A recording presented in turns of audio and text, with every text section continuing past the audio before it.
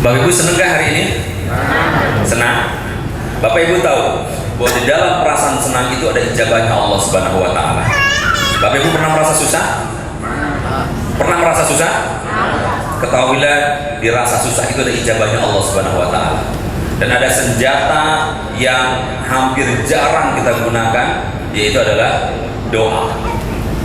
Doa itu bukan memberitahu inginnya kita kepada Allah, tapi adalah perasaan hamba kepada Tuhannya, perasaan makhluk kepada Khalik. Jadi apapun berdoa. Makanya hanya Islamlah satu-satunya agama yang mengajarkan seluruh aktivitasnya dengan doa. Bayangin coba, bahkan sholat pun salah satu maknanya adalah doa. Bayangin coba, Al-Quran dengan kata lain al-dzikir, Al-Quran dengan nama lain al-dzikir, dengan makna lain adalah doa. Nah ini coba, waktu pakai baju, Alhamdulillahilladzi kasani hadza bila haulin wala quwwatin ya Allah. Terima kasih sudah pakai baju ini, saya tidak ada kekuatan. Ibu merasa bahwa pakai baju kekuatan ibu? Bukan. Kalau kekuatan ibu keburu mati. Kenapa coba? Oh, belum ngejahitnya bu, belum ngukur-ngukurnya, belum nernak itu ulatnya, belum nyeset-nyeset kayunya. Kalau kita menyangka bahwa semuanya ini karena kita, oh innalillah. Makanya setiap doa itu mengajarkan tauhid. Betul tidak? Betul tidak nih?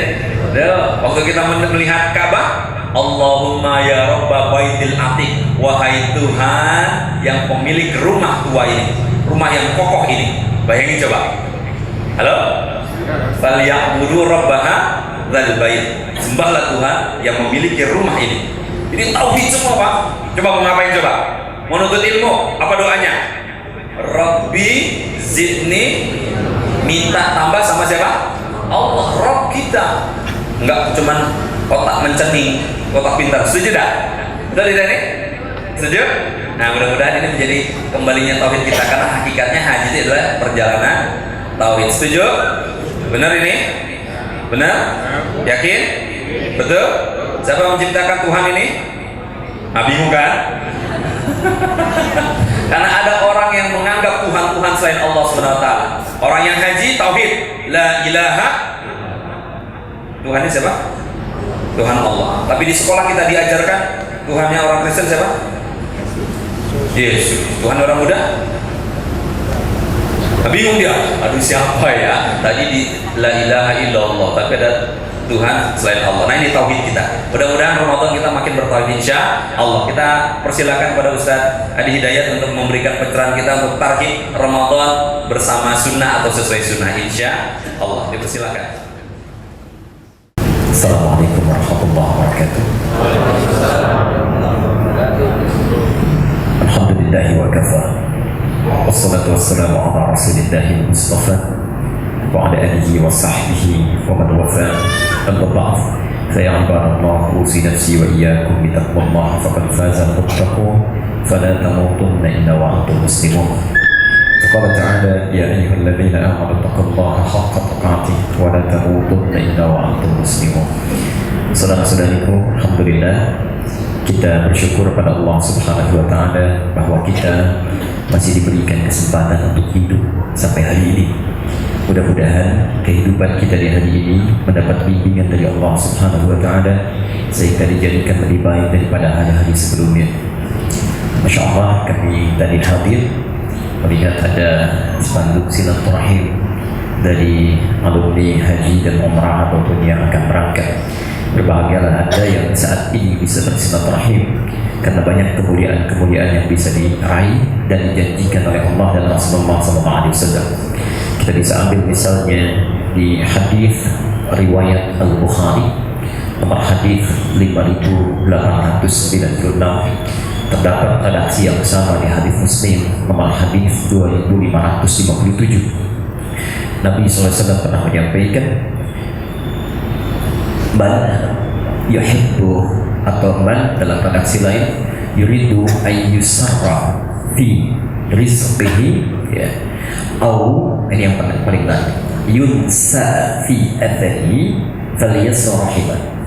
Siapa yang menyukai, kata Nabi SAW, yang menginginkan diluaskan rezekinya oleh Allah Subhanahu wa Ta'ala atau diperpanjang jejak hidupnya. Nah, dalam bahasa Indonesia sering diartikan dipanjangkan umurnya.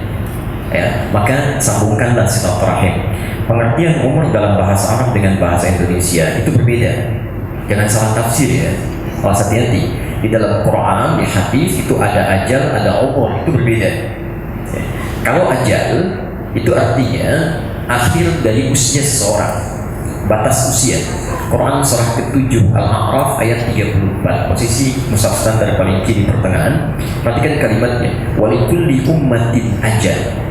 Setiap umat, bukan cuma seorang, semua umat, semua manusia memiliki ajal, batas kehidupan. Idza jaa ajaluhum la yastakhiruna sa'atan wa la yastaqdimun. Kalau sudah tiba batasnya, Anda tidak akan pernah bisa memajukan atau mundur walaupun cuma sebentar. Ya. Saya kalau sudah ditetapkan misalnya si fulan wafat hari ini, ya, jam 11 lewat 5 detik ke 55, seketika wafat. Tidak akan maju, tidak akan mundur, itu ajal. Ya. Karena itu ajal masuk dalam kategori qadar, ya, qadar. Hadis riwayat Ibnu Mas'ud, kalau Anda belajar Al-Arba'in An-Nawawiyah, itu nomor 4 hadisnya. Ya. Maka Nabi pernah menyampaikan, kata Ibnu Mas'ud, qala Rasulullah SAW wa huwa as-sadiqul masduq. Rasulullah SAW pernah menyampaikan, sedangkan beliau orang yang benar dan selalu dibenarkan. Inna ahadakum yujma'u fi batni ummihi 40 yawman nutfah. Setiap Anda semua saat tercipta dihimpun di perut ibundanya dalam fase kelahiran 40 hari pertama nutfah, pertemuan antara spermatozoa dengan ovum. Thumma yakunu mithla dzalika 'alaqah, 40 hari kedua ya, maka menjadi 'alaqah, zerat yang mulai menempel di dinding rahim ya. Thumma yakunu mithla dzalika mudghah, 40 hari ketiga usia 4 bulan itu sudah berbentuk daging ya, sakunyahan yang boleh diberikan bentuk. Yang menarik, thumma yursalu ilaihi al-malak, kemudian diutus malaikat pada 40 hari ketiga itu ya, usia kandungan 4 bulan. Yursalu ilaihi al-malak wa yanfukhu fihi ar-ruh, diperintahkan oleh Allah meniupkan roh. Jadi kalau ada kandungan sampai usia 4 bulan itu rohnya sudah ditiupkan. Hati-hati ya. Dan nanti ada sunnah berdoa. Awas kalau ada yang sedang mengandung misal atau kerabatnya tengah hamil, ya nanti kalau usia 4 bulan ke atas itu ada sunnah berdoa dalam Quran. Di Quran surah ke-7 Al-A'raf ayat 189. Bahkan doanya langsung diatur dari sejak zaman Nabi Adam alaihissalam. Oke. Seterusnya, fayu'maru bikatsri arba'in, maka diperintahkan untuk menetapkan 4 hal. Ini yang menarik. Satu, bikatsri rizqihi, ditetapkan rizkinya sampai dengan meninggal dunia. Dan yang kedua, wa ajalihi, bukan umrihi, wa ajalihi, dan batas usianya kapan dia meninggal. Nah itu ajal. Tapi kalau umur itu terambil dari kata al-umru ya, al-umru. Dari sini muncul kata imarah, dari sini muncul kata makmur ya. Sesuatu yang melahirkan manfaat, sesuatu yang menghadirkan keberkahan ya. Kenapa usia kita disebut dengan umur? Salah satunya ya, batasnya disebut dengan ajal, cara mengisinya disebut dengan umur. Kenapa disebut dengan umur? Seakan-akan ada pesan, sepanjang manusia masih hidup maka lahirkan hal-hal yang bermanfaat. Jadi kalau Anda bicara yang baik-baik, nggak bisa diam aja. Ya. Man kana yu'minu billahi wal yawmil akhir falyakul khairan aw liyasmut. Kata Nabi, siapa yang merasa beriman kepada Allah dan hari akhir, cukup katakan yang baik-baik, nggak bisa diam. Jadi sesungguhnya tidak harus menjadi muslim, jadi manusia saja. Kalau masih ada batas usianya, itu diminta langsung oleh Nabi lakukan yang baik-baik. Jadi kalau bicara yang baik, yang bermanfaat, itu umur namanya. Ya, maaf, mata. Fungsi mata apa fungsinya? Sudah keliru kan? Bukan melihat. Kalau cuma melihat, hewan pun bisa lihat. Mesti berbeda. Ya. Quran surah ke-24 An-Nur ayat 30 untuk laki-laki, ayat 31 untuk perempuan. Beda. Lihat kalimat Qurannya. Qul lil mu'minina, katakan Muhammad bagi pria-pria yang merasa punya iman, yaghuddu min absarihim, supaya mereka melihat yang baik-baik saja, yang tidak baik palingkan. Ghaddul basar itu bukan nggak boleh lihat, ya. Keliru kalau mengartikan ghaddul basar nggak boleh lihat. Ghaddul basar itu maksudnya lihat yang baik-baik, palingkan dari yang tidak baik. Itu ghaddul basar. Di fungsi mata kita itu hanya lihat yang baik-baik. Kalau yang tidak baik jangan dilihat. Ya. Yang buruk tidak usah dilihat. Gambar yang tidak baik jangan dilihat. Cukup menjadi manusia saja. Ya. Dan di situ dikaitkan dengan iman. Artinya kalau ada seorang pria muslim Nah, menggunakan matanya untuk melihat sesuatu yang tidak baik, maka ada sesuatu yang keliru dalam imannya. Bapak kalau lihat iklan shampoo yang lihat orangnya apa shampoo-nya?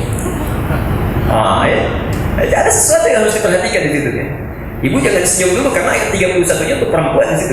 Sama persis. Wa kullil mu'minati, dan katakan pada perempuan-perempuan yang merasa punya iman, yaghudda min absarihinna. Sama ya. Lihat pandangan yang baik-baik, ketika tidak bisa melihat yang baik, palingkan. Bapak Ibu sekalian, kembalikan. Jadi silaturahim itu memperpanjang umur, ya, bukan memperpanjang ajal. Artinya apa? Orang yang senang silaturahim, kata Nabi, maka manfaat kehidupannya akan terus dijaga oleh Allah, dikenang kemudian hari, diceritakan oleh orang-orang setelahnya.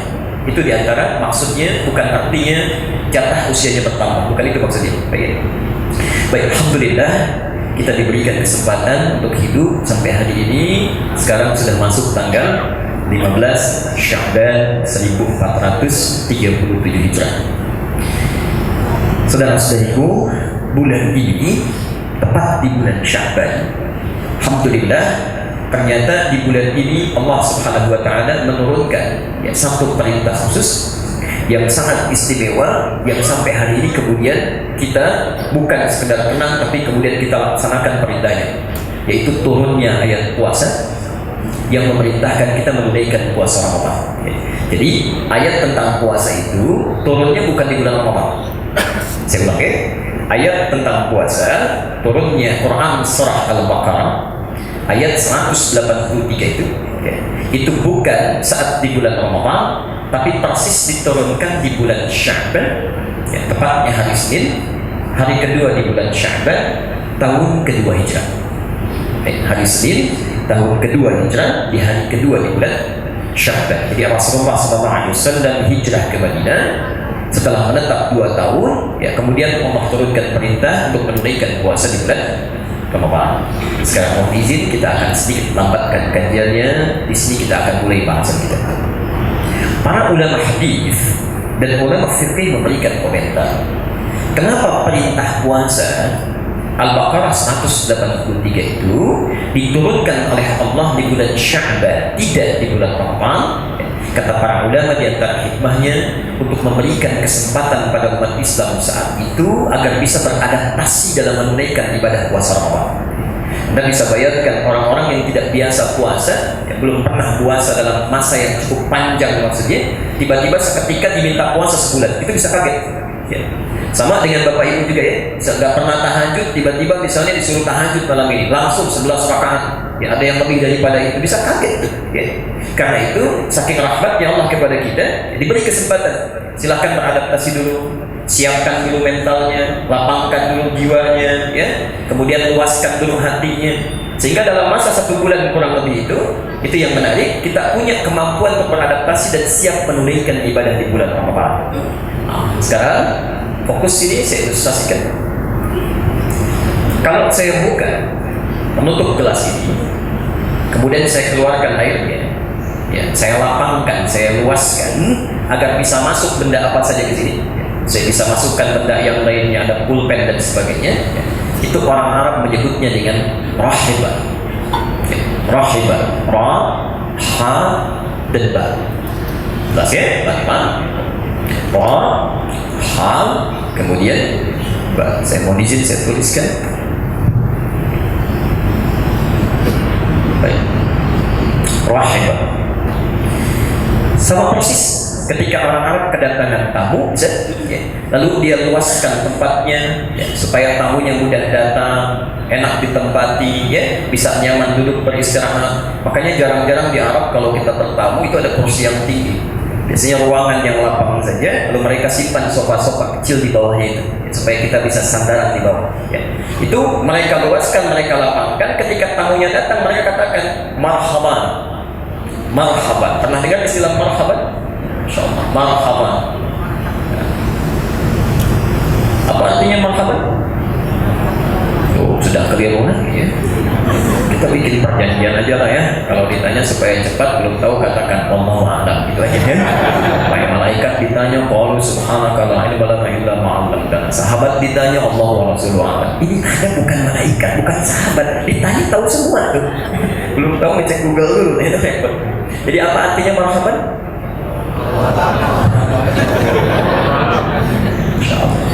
Marhaban itu secara bahasa asalnya bukan selamat datang. Ya, secara bahasa kalau dikaitkan ke sini itu artinya silahkan hadir, saya sudah lapangkan di tempatnya, silahkan senikmat-nikmatnya, silahkan datang, duduk, bertelekan, apa saja lakukan. Kami sudah luaskan, lapangkan, siap untuk Anda isi. Ya, jelas di sini? Baik, itu asalnya. Ketika seseorang mengatakan marhaban ya Ramadan, ya, sesungguhnya pada asalnya bukan selamat datang. Pada asalnya dia sudah melapangkan jiwanya, sudah meluaskan hatinya, sudah menyiapkan dirinya, sehingga ketika Ramadan datang silakan mau minta apa saja. Disuruh sholat saya siap, diminta puasa saya siap, diminta baca saya siap. Itu artinya marhaban. Nah, kalau kita ingin berusaha menyiapkan diri kita, melapangkan hati, meluaskan jiwa sehingga siap untuk diisi, dalam bahasa Arab rumusnya kata dasarnya itu ditambah dengan tak di depannya. Kalau tak sudah masuk, maka huruf sebelum akhir ditambah ya di sini. Oke. Kalau kita satukan keseluruhannya, maka kita tuliskan ta, oke? Kemudian ha, kemudian ya, kemudian ba. Kalau sudah masuk huruf ini, maka harokat di sini pindahkan ke sini. Ini matikan. Rumus cepat bila ada huruf sebelum ya, rumus cepatnya umumnya itu harakatnya kasrah. Okay. Maka berubah artinya dari rahibah menjadi tarhib. Karena taknya bermakna usaha yang sungguh-sungguh, ya, serius. Tarhib itu bisa diartikan usaha yang serius, yang sungguh-sungguh untuk menyiapkan diri, melapangkan hati, meluaskan jiwa sehingga siap menunaikan apa saja yang diperintahkan saat Ramadan tiba. Jelas di sini? Baik, alhamdulillah. Nah, sekarang pertanyaannya, ini karena judul kita Tarhib Ramadan sesuai dengan sunnah. Sunnah itu kan artinya yang pernah dilakukan Nabi atau pernah disampaikan Nabi. Ya. Sekarang pertanyaannya, apa yang dilakukan Nabi? Ya. Dalam mempersiapkan diri beliau, termasuk mengajarkan pada umatnya saat itu, dari mulai Sya'ban sampai dengan ke Ramadan, apa yang dilakukan? Ini yang coba kita akan keluarkan, ya, kemudian kita amalkan saat ini. Mudah-mudahan dengan itu Ramadan tahun ini kualitasnya lebih baik daripada tahun-tahun sebelumnya. Dan tidak cukup dengan amin, kita mesti catat dulu, pahami dulu, amalkan baru. Baik, satu kita lihat. Setidaknya nanti ada tiga amalan Nabi yang bisa kita keluarkan, mulai bisa diamalkan saat ini. Ya. Insya Allah berpahala Pak Bu. Ini dimulai dari bulan Sya'ban. Jadi kalau Bapak Ibu tidak mendapatkan hari ini, bulan-bulan ini, itu nunggunya tahun depan lagi. Ini amal setahun sekali. Jadi kalau kita tidak mengerjakan bulan ini tahun ini, nunggu tahun depan lagi. Dan tahun depan masalahnya belum tentu hidup. Ya. Itu persoalannya. Ya. Jadi kalau ada kesempatannya hari ini, Anda jangan tunggu untuk esok hari. Satu, amalan yang pertama, Rasulullah SAW mengajarkan umatnya, bahkan beliau langsung mempraktikkan supaya memperbanyak doa, ya, memperbanyak doa agar diberikan kekuatan, ya, iman dan Islam saat hadir di Ramadan nanti. Sehingga memperbanyak doa kepada Allah agar diberikan kekuatan iman dan Islam, ya, saat hadir di Ramadan nanti. Ya, kita lihat doanya. Karena doa-doa di bulan Sya'ban, ya, termasuk Rajab kemarin, itu sangat banyak di masyarakat, ya, dan seringkali disandarkan pada Rasulullah SAW. Nanti kita lihat mana di antara doa ini yang paling kuat kualitasnya kata para ulama hadis. Ya. Baik, mari kita lihat beberapa doanya. Saya contohkan, bisa kita keluarkan dulu beberapa referensinya dalam hadis. Ya. Pernah dengar doa ini?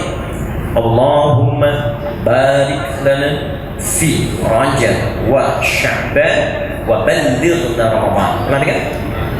Itu ada di kitab hadisnya, ada. Itu bisa ditemukan oleh Anda misal di Sunan Al-Baihaqi. Nomor hadis 3524. Ini sebetulnya dua versi, ya. Ada versi yang kedua yang mirip-mirip, ya, tapi redaksinya beda ujungnya saja. Allahumma barik lana fi Rajab wa Sya'ban wa barik lana fi Ramadan. Kalau yang pertama waballighna Ramadan, dan mohon sampaikan kami ke bulan Ramadan. Tapi yang kedua versinya wabarik lana fi Ramadan, dan mohon berkahi kami di bulan Ramadan. Mirip-mirip. Itu ada di Musnad Ahmad. Musnad Ahmad, Musnad pertama nomor hadis 259 dari Ibnu Abbas. Perhatikan sini. Oke, saya ajarkan satu ilmu sebentar. Musnad bukan sunan. Jadi bukan Sunan Ahmad, tapi Musnad Ahmad. Musnad itu kitab hadis yang disusun berdasarkan periwayatnya. Bisa, ibu ingin tahu berapa Aisyah istri Nabi meriwayatkan hadis, berapa jumlahnya? Kemudian ingin contoh teladannya dari situ. Saya ingin belajar menjadi istri seperti istri Rasulullah SAW. Ibu keluarkan hadis-hadisnya. Misalnya Aisyah, Ummu Habibah, Maimunah dan sebagainya. Nah, lihatnya di sini. Ustaz Ahmad. Termasuk antum misalnya yang pada prianya. Berapa banyak Abu Bakar meriwayatkan hadis? Saya ingin belajar hadis dari Abu Bakar. Anak-anak saya ingin soleh, belajar dari anak-anak sahabat. Ibnu Abbas berapa banyak meriwayatkan hadis? Bagaimana cara beliau belajar? Bagaimana cara memahami sesuatu supaya anak saya bisa soleh seperti itu? Keluarkan. Ya. Nah, ini kitabnya Ustaz Ahmad. Kalau Sunan itu kitab hadis yang disusun berdasarkan urutan fikih. Jadi babnya fikih. Ya. Bisa Anda ingin belajar bagaimana cara wudu yang baik. Ya, cara sholat yang baik, ya, cara haji, cara umrah, cara zakat, itu kitabnya Sunan. Ya. Saya sarankan yang agak baik Sunan Abu Dawud. Ini cukup lengkap maksud agak baik. Ya. Sunan Abu Dawud. Abu Dawud itu nama aslinya bukan Abu Dawud. Ya. Sulaiman nama aslinya, Sulaiman As-Sijistani. Ya. Cuma karena lisannya begitu pandai melunakkan hadis. Ya. Anda pernah dengar ada nabi yang bisa melunakkan besi? Nabi apa itu? Nabi Dawud, Masya Allah. Dikasih besi bisa jadi perisai, jadi pedang, jadi sendok, jadi macam-macam. Ya. Nah, ini ada orang yang lisannya pandai menggunakan hadis. Jadi kalau ditanya hadis apa saja bisa dijawab. Ya. Hafal 500 ribu hadis lebih. Ya. Jadi kalau ditanya ini sahih, ini dhaif, ini palsu, ini amalkan, ini tinggalkan. Nah, itu Sulaiman As-Sijistani. Karena lisannya pandai menggunakan hadis, orang-orang sekitarnya menyebut dengan Abu Dawud. Kalau Nabi Daud bisa menggunakan besi, yang ini Abu Daud bisa menggunakan hadis. Ya. Mengeluarkan dari 500 ribu hadis, 4.800 hadis di kitab sunannya, dan terdiri dari 15 hadis kunci di dalamnya. Ini Abu Daud. Bisa saya kasih contoh ini. Anda i'tidal ya, sholat. Sami Allah liman hamidah. Kemudian mau sujud. Yang turun duluan itu lututnya apa telapak tangannya? Jangan katakan Allah. Ini bisa dipilih. Yang lututnya angkat tangan, lutut dulu. Yang telapak tangan, yang nggak jelas gak usah angkat. Ini poinnya, baik yang pakai lutut ataupun pakai telapak tangan, dua-duanya ada hadisnya dan benar dan tidak saling mengungguli. Ya. Tapi yang mau saya sampaikan di Al-Bukhari tidak ada, di hadis Muslim tidak ada, yang ada cuma di Abu Daud.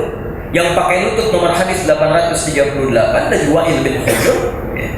Yang pakai telapak tangan itu dari Abu Hurairah nomor hadis 840. Cuma beda 2 nomor. Ya. Ibnu Qayyim Al-Jauziyah mengarang sifat salat Nabi itu memilih dengan lutut. Ya. Ketika ulama besar memilih dengan lutut, rakyatnya ikut, masyarakatnya ikut. Seakan-akan yang pakai telapak tangan nanti sulit diamalkan. Makanya muncul kemudian hari Syekh Muhammad Nasiruddin Al-Albani mengarang kitab yang sama, sifat salat Nabi, mempopulerkan pakai telapak tangan. Ya. Tapi juga jangan melihat bahwa yang ini yang paling benar. Tidak, dua-duanya ada. Jadi kalau mau pakai telapak tangan boleh, mau pakai lutut boleh. Nabi memberikan keluasan. Ya. Kenapa cuma 2 ini? Karena hanya 2 ini yang bisa digunakan. Jadi kalau Anda lututnya bermasalah, telapak tangan gunakan. Ya. Jadi yang pakai telapak tangan benar, yang pakai lutut benar, yang salah yang pakai kepala duluan tuh. Rumah bapak sudah ramai. Ini sunnah. Saya bacakan hadis ya. Allahumma barik lana fi Rajab wa Sya'ban wa baddirna Ramadan. Itu yang kadang sering disampaikan, ditulis spanduk dan sebagainya. Nah, pertama, penting diketahui dulu ya, kita pelajari dulu. Ini kualitas hadisnya dhaif. Lemah memang, oke. Tapi dalam ilmu hadis nanti, hadis dhaif itu dibagi pada 2 bagian. Ada dhaif yang bisa digunakan sebagai keutamaan amal, masih bisa dipakai. Ada dhaif yang sama sekali tidak bisa digunakan untuk amalan. Okay. Tidak bisa digunakan sebagai dalil untuk amalan. Okay. Saya berikan rumus cepat ya. Rumus cepatnya disebut dengan 3M. Agim kan senang ya kalau bikin istilah-istilah pakai huruf. Nah, ini 3M. Baik. M pertama Munkar namanya. Ya, munkar. Insyaallah. Munkar itu hadis yang diriwayatkan oleh seseorang yang terduga sering melakukan perilaku menyimpang dari agama. Jadi dia meriwayatkan hadis tapi kepribadiannya tidak baik, sering menyimpang. Ya. Kadang-kadang meriwayatkan hadis tapi membicarakan keburukan orang atau mencela orang, kan? Atau minum yang tidak dibenarkan dan sebagainya. Nah, hadis-hadisnya diingkari oleh para ulama, tidak diambil, tidak digunakan sebagai hujjah. Pelan-pelan. Kenapa ulama tidak mengambil? Ya. Karena dikhawatirkan ada fitnah terhadap agama. Nanti yang tertuduh agamanya. Jangankan dalam agama, urusan kehidupan kita saja. Misal ya, saya beri contoh. Anda mau kesini ke Darut Tauhid, tiba-tiba ketemu orang mabuk di jalan. Ya. Kata orang itu, mana Pak? Mau ikut talim ya? Nggak ada usahanya, nggak datang. Balik lagi aja. Percaya nggak? Kenapa? Nah, karena disampaikan oleh orang mabuk. Padahal informasinya belum tentu keliru. Mungkin dia datang ketika lewat dalam keadaan sedikit sadar, dia dengar Ustaz tidak bisa datang, kan? Dia lewat. Disampaikan kepada kita dalam keadaan mabuk. Informasinya belum tentu salah, cuma karena keadaannya bermasalah kita tinggalkan. Apalagi dalam urusan agama, khawatirnya ada orang menduga pantas orang Islam perilakunya tidak baik, hadisnya diriwayatkan oleh orang mabuk. Itu yang dihindari. Nah, maaf, yang paling ketat menerapkan hukum ini itu Imam Al-Bukhari. Al-Bukhari, ingat betul ya, bukan Bukhari tapi Al-Bukhari. Bukan Bukhari tapi Al-Bukhari. Tulis Al-Bukhari. Karena ini bukan nama asli, ini nama daerah. Jadi kalau orang Arab, ya, maaf, non Arab datang ke Arab untuk belajar, itu tidak pernah memperkenalkan nama dirinya, nama daerahnya. Rumusnya tambah al di depannya, ujungnya atau huruf sebelum akhir dikasih harakat kasrah i. Jadi kalau Anda ingin keluarkan dari sini, hilangkan alnya, maka naikkan ini ke atas. Bukhara. Di nama aslinya bukan Al-Bukhari. Nama aslinya Muhammad, punya bapak namanya Ismail, punya kakek namanya Ibrahim, punya kakek buyut namanya Al-Mughirah, punya eyang buyut namanya Al-Martisbah. Tinggal di Kecamatan Ju'fah, Kabupaten Bukhara, Provinsi Khorasan, negara Uzbekistan sekarang. Di ketika beliau datang ya, dan mengenalkan, saya dari Bukhara, tambah al di depannya. Al-Bukhara, ujungnya jadikan ini Al-Bukhari, saya dari Bukhara. Kita punya ulama besar di Mekah, dari Padang, ya, namanya Syekh Yasin. Itu disebut musnidud dunya, ahli hadis sedunia yang hafal hadis dengan sanadnya sampai kepada Nabi. Itu bukan orang Arab, orang Padang, ya. Dikenal dengan Syekh Yasin Al-Padawi, ya. Ada gurunya Kiai Haji Hasyim Asy'ari, Kiai Haji Ahmad Dahlan, itu gurunya satu, namanya Ahmad Khatib dari Minangkabau, ya. Dikenal Syekh Ahmad Khatib Al-Minangkabawi, ya. Itu boleh dipakai al depannya, ya. Ada Ustaz Dadang ya, dia dari Ciputat. Kalau ingin memperkenalkan boleh Ustaz Dadang Al Ciputati, ya itu sah. Boleh. Baik. Kembalikan, saya beri gambaran ini.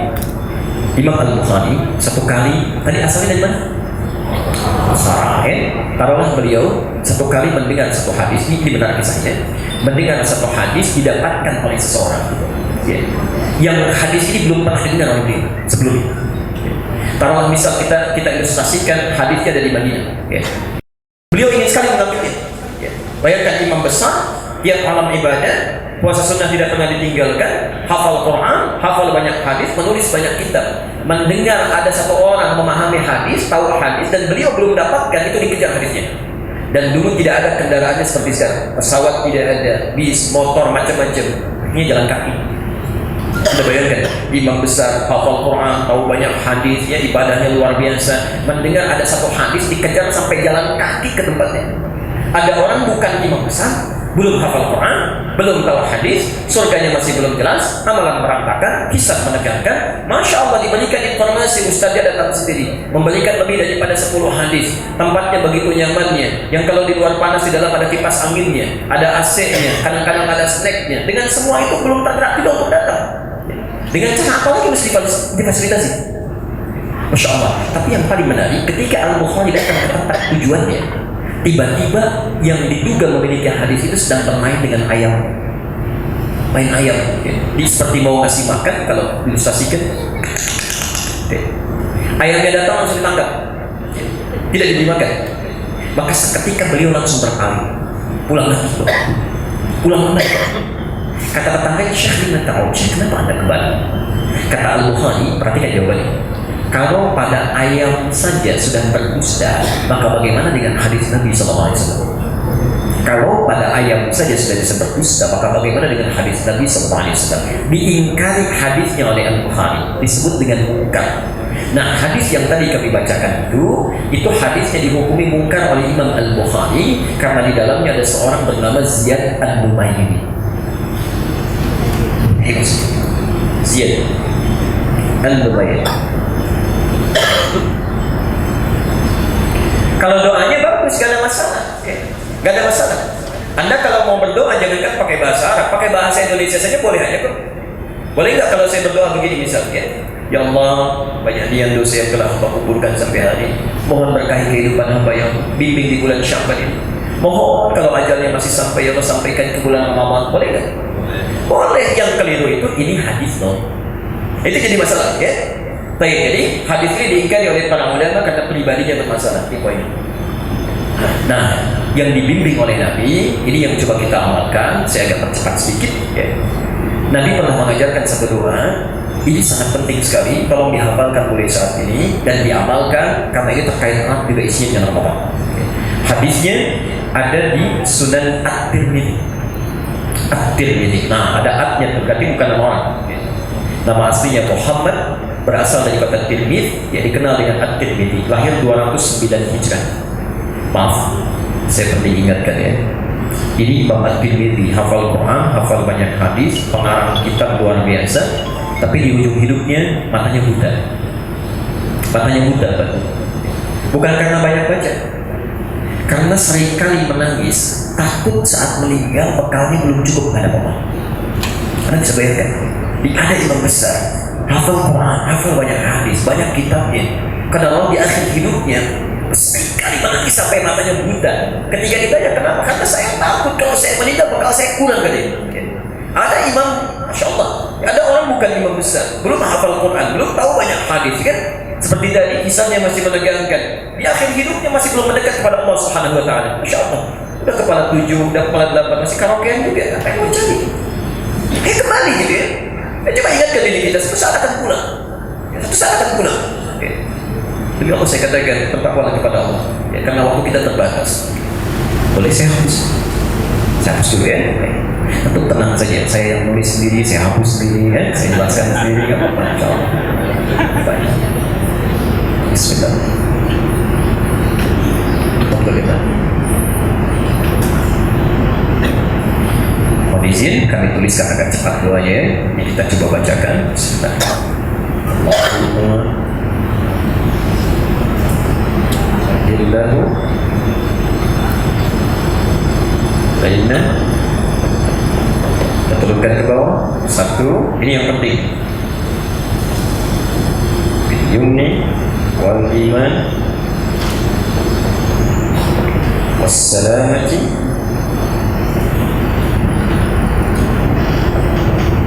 wal islam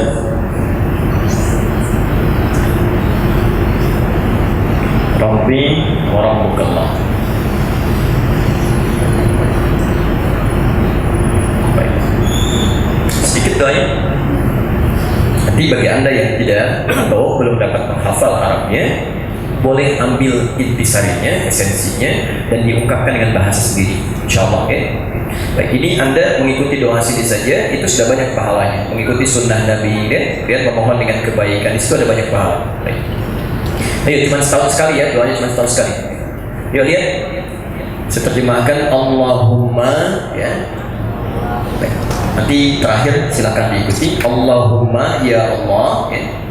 Ahillahu, mohon hadirkan awal Ramadan. Ya Allah, mohon hadirkan awal Ramadan. Alaina, kepada kami. Ya Allah, mohon hadirkan awal Ramadan. Alaina, kepada kami. Perhatikan, satu segaris bil yumni, dengan penuh ketentraman, ketenangan. Satu, memohon ketentraman, tenang. Yumni itu tentram, tenang, nyaman. Saya tafsirkan sejenak ya. Kata para ulama hadis, kenapa kalimat ini muncul, kalimat bil yumi, seakan-akan Nabi memberikan kesan bahwa ada orang-orang yang saat akan menghadapi awal Ramadan, akan tiba Ramadan, hatinya masih belum tenang, masih gelisah. Dan itu tidak sedikit kita dapati. Motifnya banyak. Maaf sementara para ibu, walau tidak semuanya. Kadang kapannya Ramadan? Insya Allah sebentar lagi, 2 pekan lagi. Ya, cabainya kok belum naik, belum turun juga ya. Dagingnya masih di atas. Macam-macam ekonomi. Ya. Ada yang tidak siap secara fisikal karena jarang puasa. Ya, begitu datang Ramadan sedikit kaget kan?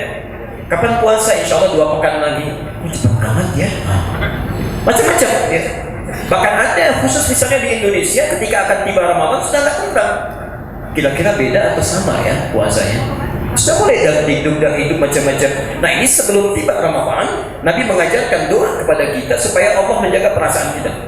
Dalam suasana segenting apapun, maka Allah dimintakan oleh kita supaya memberikan ketenangan dalam jiwa. Ini faedah yang pertama. Okay. 2, wal iman. Dan dengan kekuatan iman. Okay. Kita berikan ilmunya sebentar. Kekuatan iman. Perhatikan, saya berikan rumus dalam tafsir dan hadisnya. Jika Anda temukan kalimat iman bersanding dengan ibadah, saya bilang, Anda temukan kalimat iman, kata iman bersanding dengan ibadah, itu setidaknya memiliki 2 arti. 1, bisa berarti bahwa ibadah itu menjadi indikator tingkat keimanan seseorang. Ibadahnya menjadi indikator tingkat keimanan seseorang. Semakin cepat ditunaikan, maka itu pertanda bagus kuat imannya. Semakin dilambat-lambat, ada masalah dalam imannya. Contoh, kalimat iman pertama di Quran disandingkan dengan sholat. Al-Baqarah ayat yang ketiga. Alladzina yu'minuna bil ghaib wa yuqimunas shalah. Bis-shalat disandingkan dengan iman. Maka perintah sholat ketika diawali dengan iman, semangat Anda dalam menunaikan sholat itu menjadi indikator keimanan kita. Semakin cepat Anda bergegas tunaikan, imannya bagus artinya. Bisa, subuh sekarang jam berapa? 4.35 ya. Subuh 4.35. Masya Allah. Anda disuruh oleh muadzin jam 4:35. Anda malah bangun dari setengah 4. Masya Allah, ada yang tahajud dulu, ada yang zikir dulu, padahal belum dipanggil sudah siap-siap. Itu imannya bagus kuat. Ya. Ada yang dipanggil 4.35, dia baru bergegas 4.35. Begitu Allahu Akbar baru siap-siap. Nah itu iman standar. Standar bukan kuat, itu standar. Ya. Anda kerja jam 8, kemudian datang jam 8, standar kan? Kalau Anda datang jam 7 itu hebat, tapi kalau Anda datang jam 8 itu standar aja. Ya. Yang jadi masalah, dipanggil jam 4.35, itu baru sadar jam 5:34. Itu pun belum ingat sholat itu, belum ingat, ya, baru bangun. Ini jadi masalah, ada persoalan di ibadah. Itu rumus pertama. Rumus yang kedua, jika ada kalimat iman seperti ini disandarkan pada ibadah dan umumnya ibadahnya tidak langsung disebutkan spesifik, misalnya, ya, itu artinya menunjuk pada kualitas ibadah, semangatnya. Kualitas ibadah, semangatnya. Saya beri contoh yang kedua ya, langsung saja ayat puasa. Al-Baqarah 183, posisi paling kiri sebelah atas. Ya ayyuhalladzina amanu kutiba alaikumus. Masya Allah. Itu kalimatnya. Ya ayyuhalladzina amanu. Ya. Kemudian disambungkan dengan alladzina. Sambungkan dengan aman. Masya Allah. Fokus sebentar, saya berikan ilmu sedikit. Ya, ini disebut harfun nida, huruf nida. Nida itu panggilan, huruf yang digunakan untuk memanggil. Terulang 360 kali dalam Al-Quran. Memanggil apa? Untuk memanggil objek dengan 3 jarak berbeda: dekat, jauh, ataupun menengah. Dia ada Pak Adam, Khalis Adam dekat dengan saya panggil ya Sayyid Adam, dekat, pakai ya. Ada yang dekat Ustaz Dadang, saya panggil ya Sayyid Dadang, ya Ustaz Dadang, dekat, pakai ya. Ada yang jauh misalnya ya, ada Pak Ali di sana, saya panggil ya Sayyid Ali, jauh, ya. Masya Allah. Ketika ya disatukan dengan kata iman, Seakan-akan Allah ingin menyampaikan, hei orang-orang yang telah merasa memiliki iman, saya tahu iman kalian tingkatnya berbeda-beda. Ada yang imannya kuat sehingga merasa dekat denganku, Masya Allah, sebelum dipanggil sudah datang. Ada yang imannya menengah saja, kalau mau sholat berjamaah sholat, kalau tidak baca Quran baca, kalau tidak. Ada yang merasa jauh dari Allah karena bermaksiat, sering maksiat jauh dari Allah. Masya Allah, ketika dipanggil dengan qulub yang sama, itu artinya Allah tidak memedulikan semua itu. Saya tidak peduli, mau yang imannya kuat, yang imannya menengah, yang jauh dariku, ayo tunaikan puasa. Dengan puasa itu yang jauh bisa semakin dekat, yang menengah semakin merapat, yang dekat bahkan semakin lekat lagi. Ya, 10. Dan hebatnya panggilan itu ditujukan dengan kalimat alladzina, terulang 1080 kali dalam Al-Quran.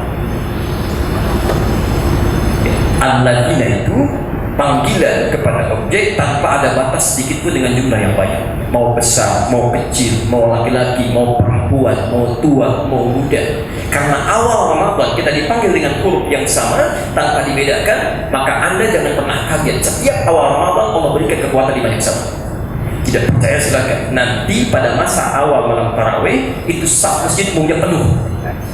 Jangankan masjid yang tidak pernah ke masjid pun bisa saf pertama. Silakan aja. Tapi jangan disimpulkan, setiap yang saf pertama nggak pernah ke masjid. Keliru juga. Tapi umumnya ke masjid.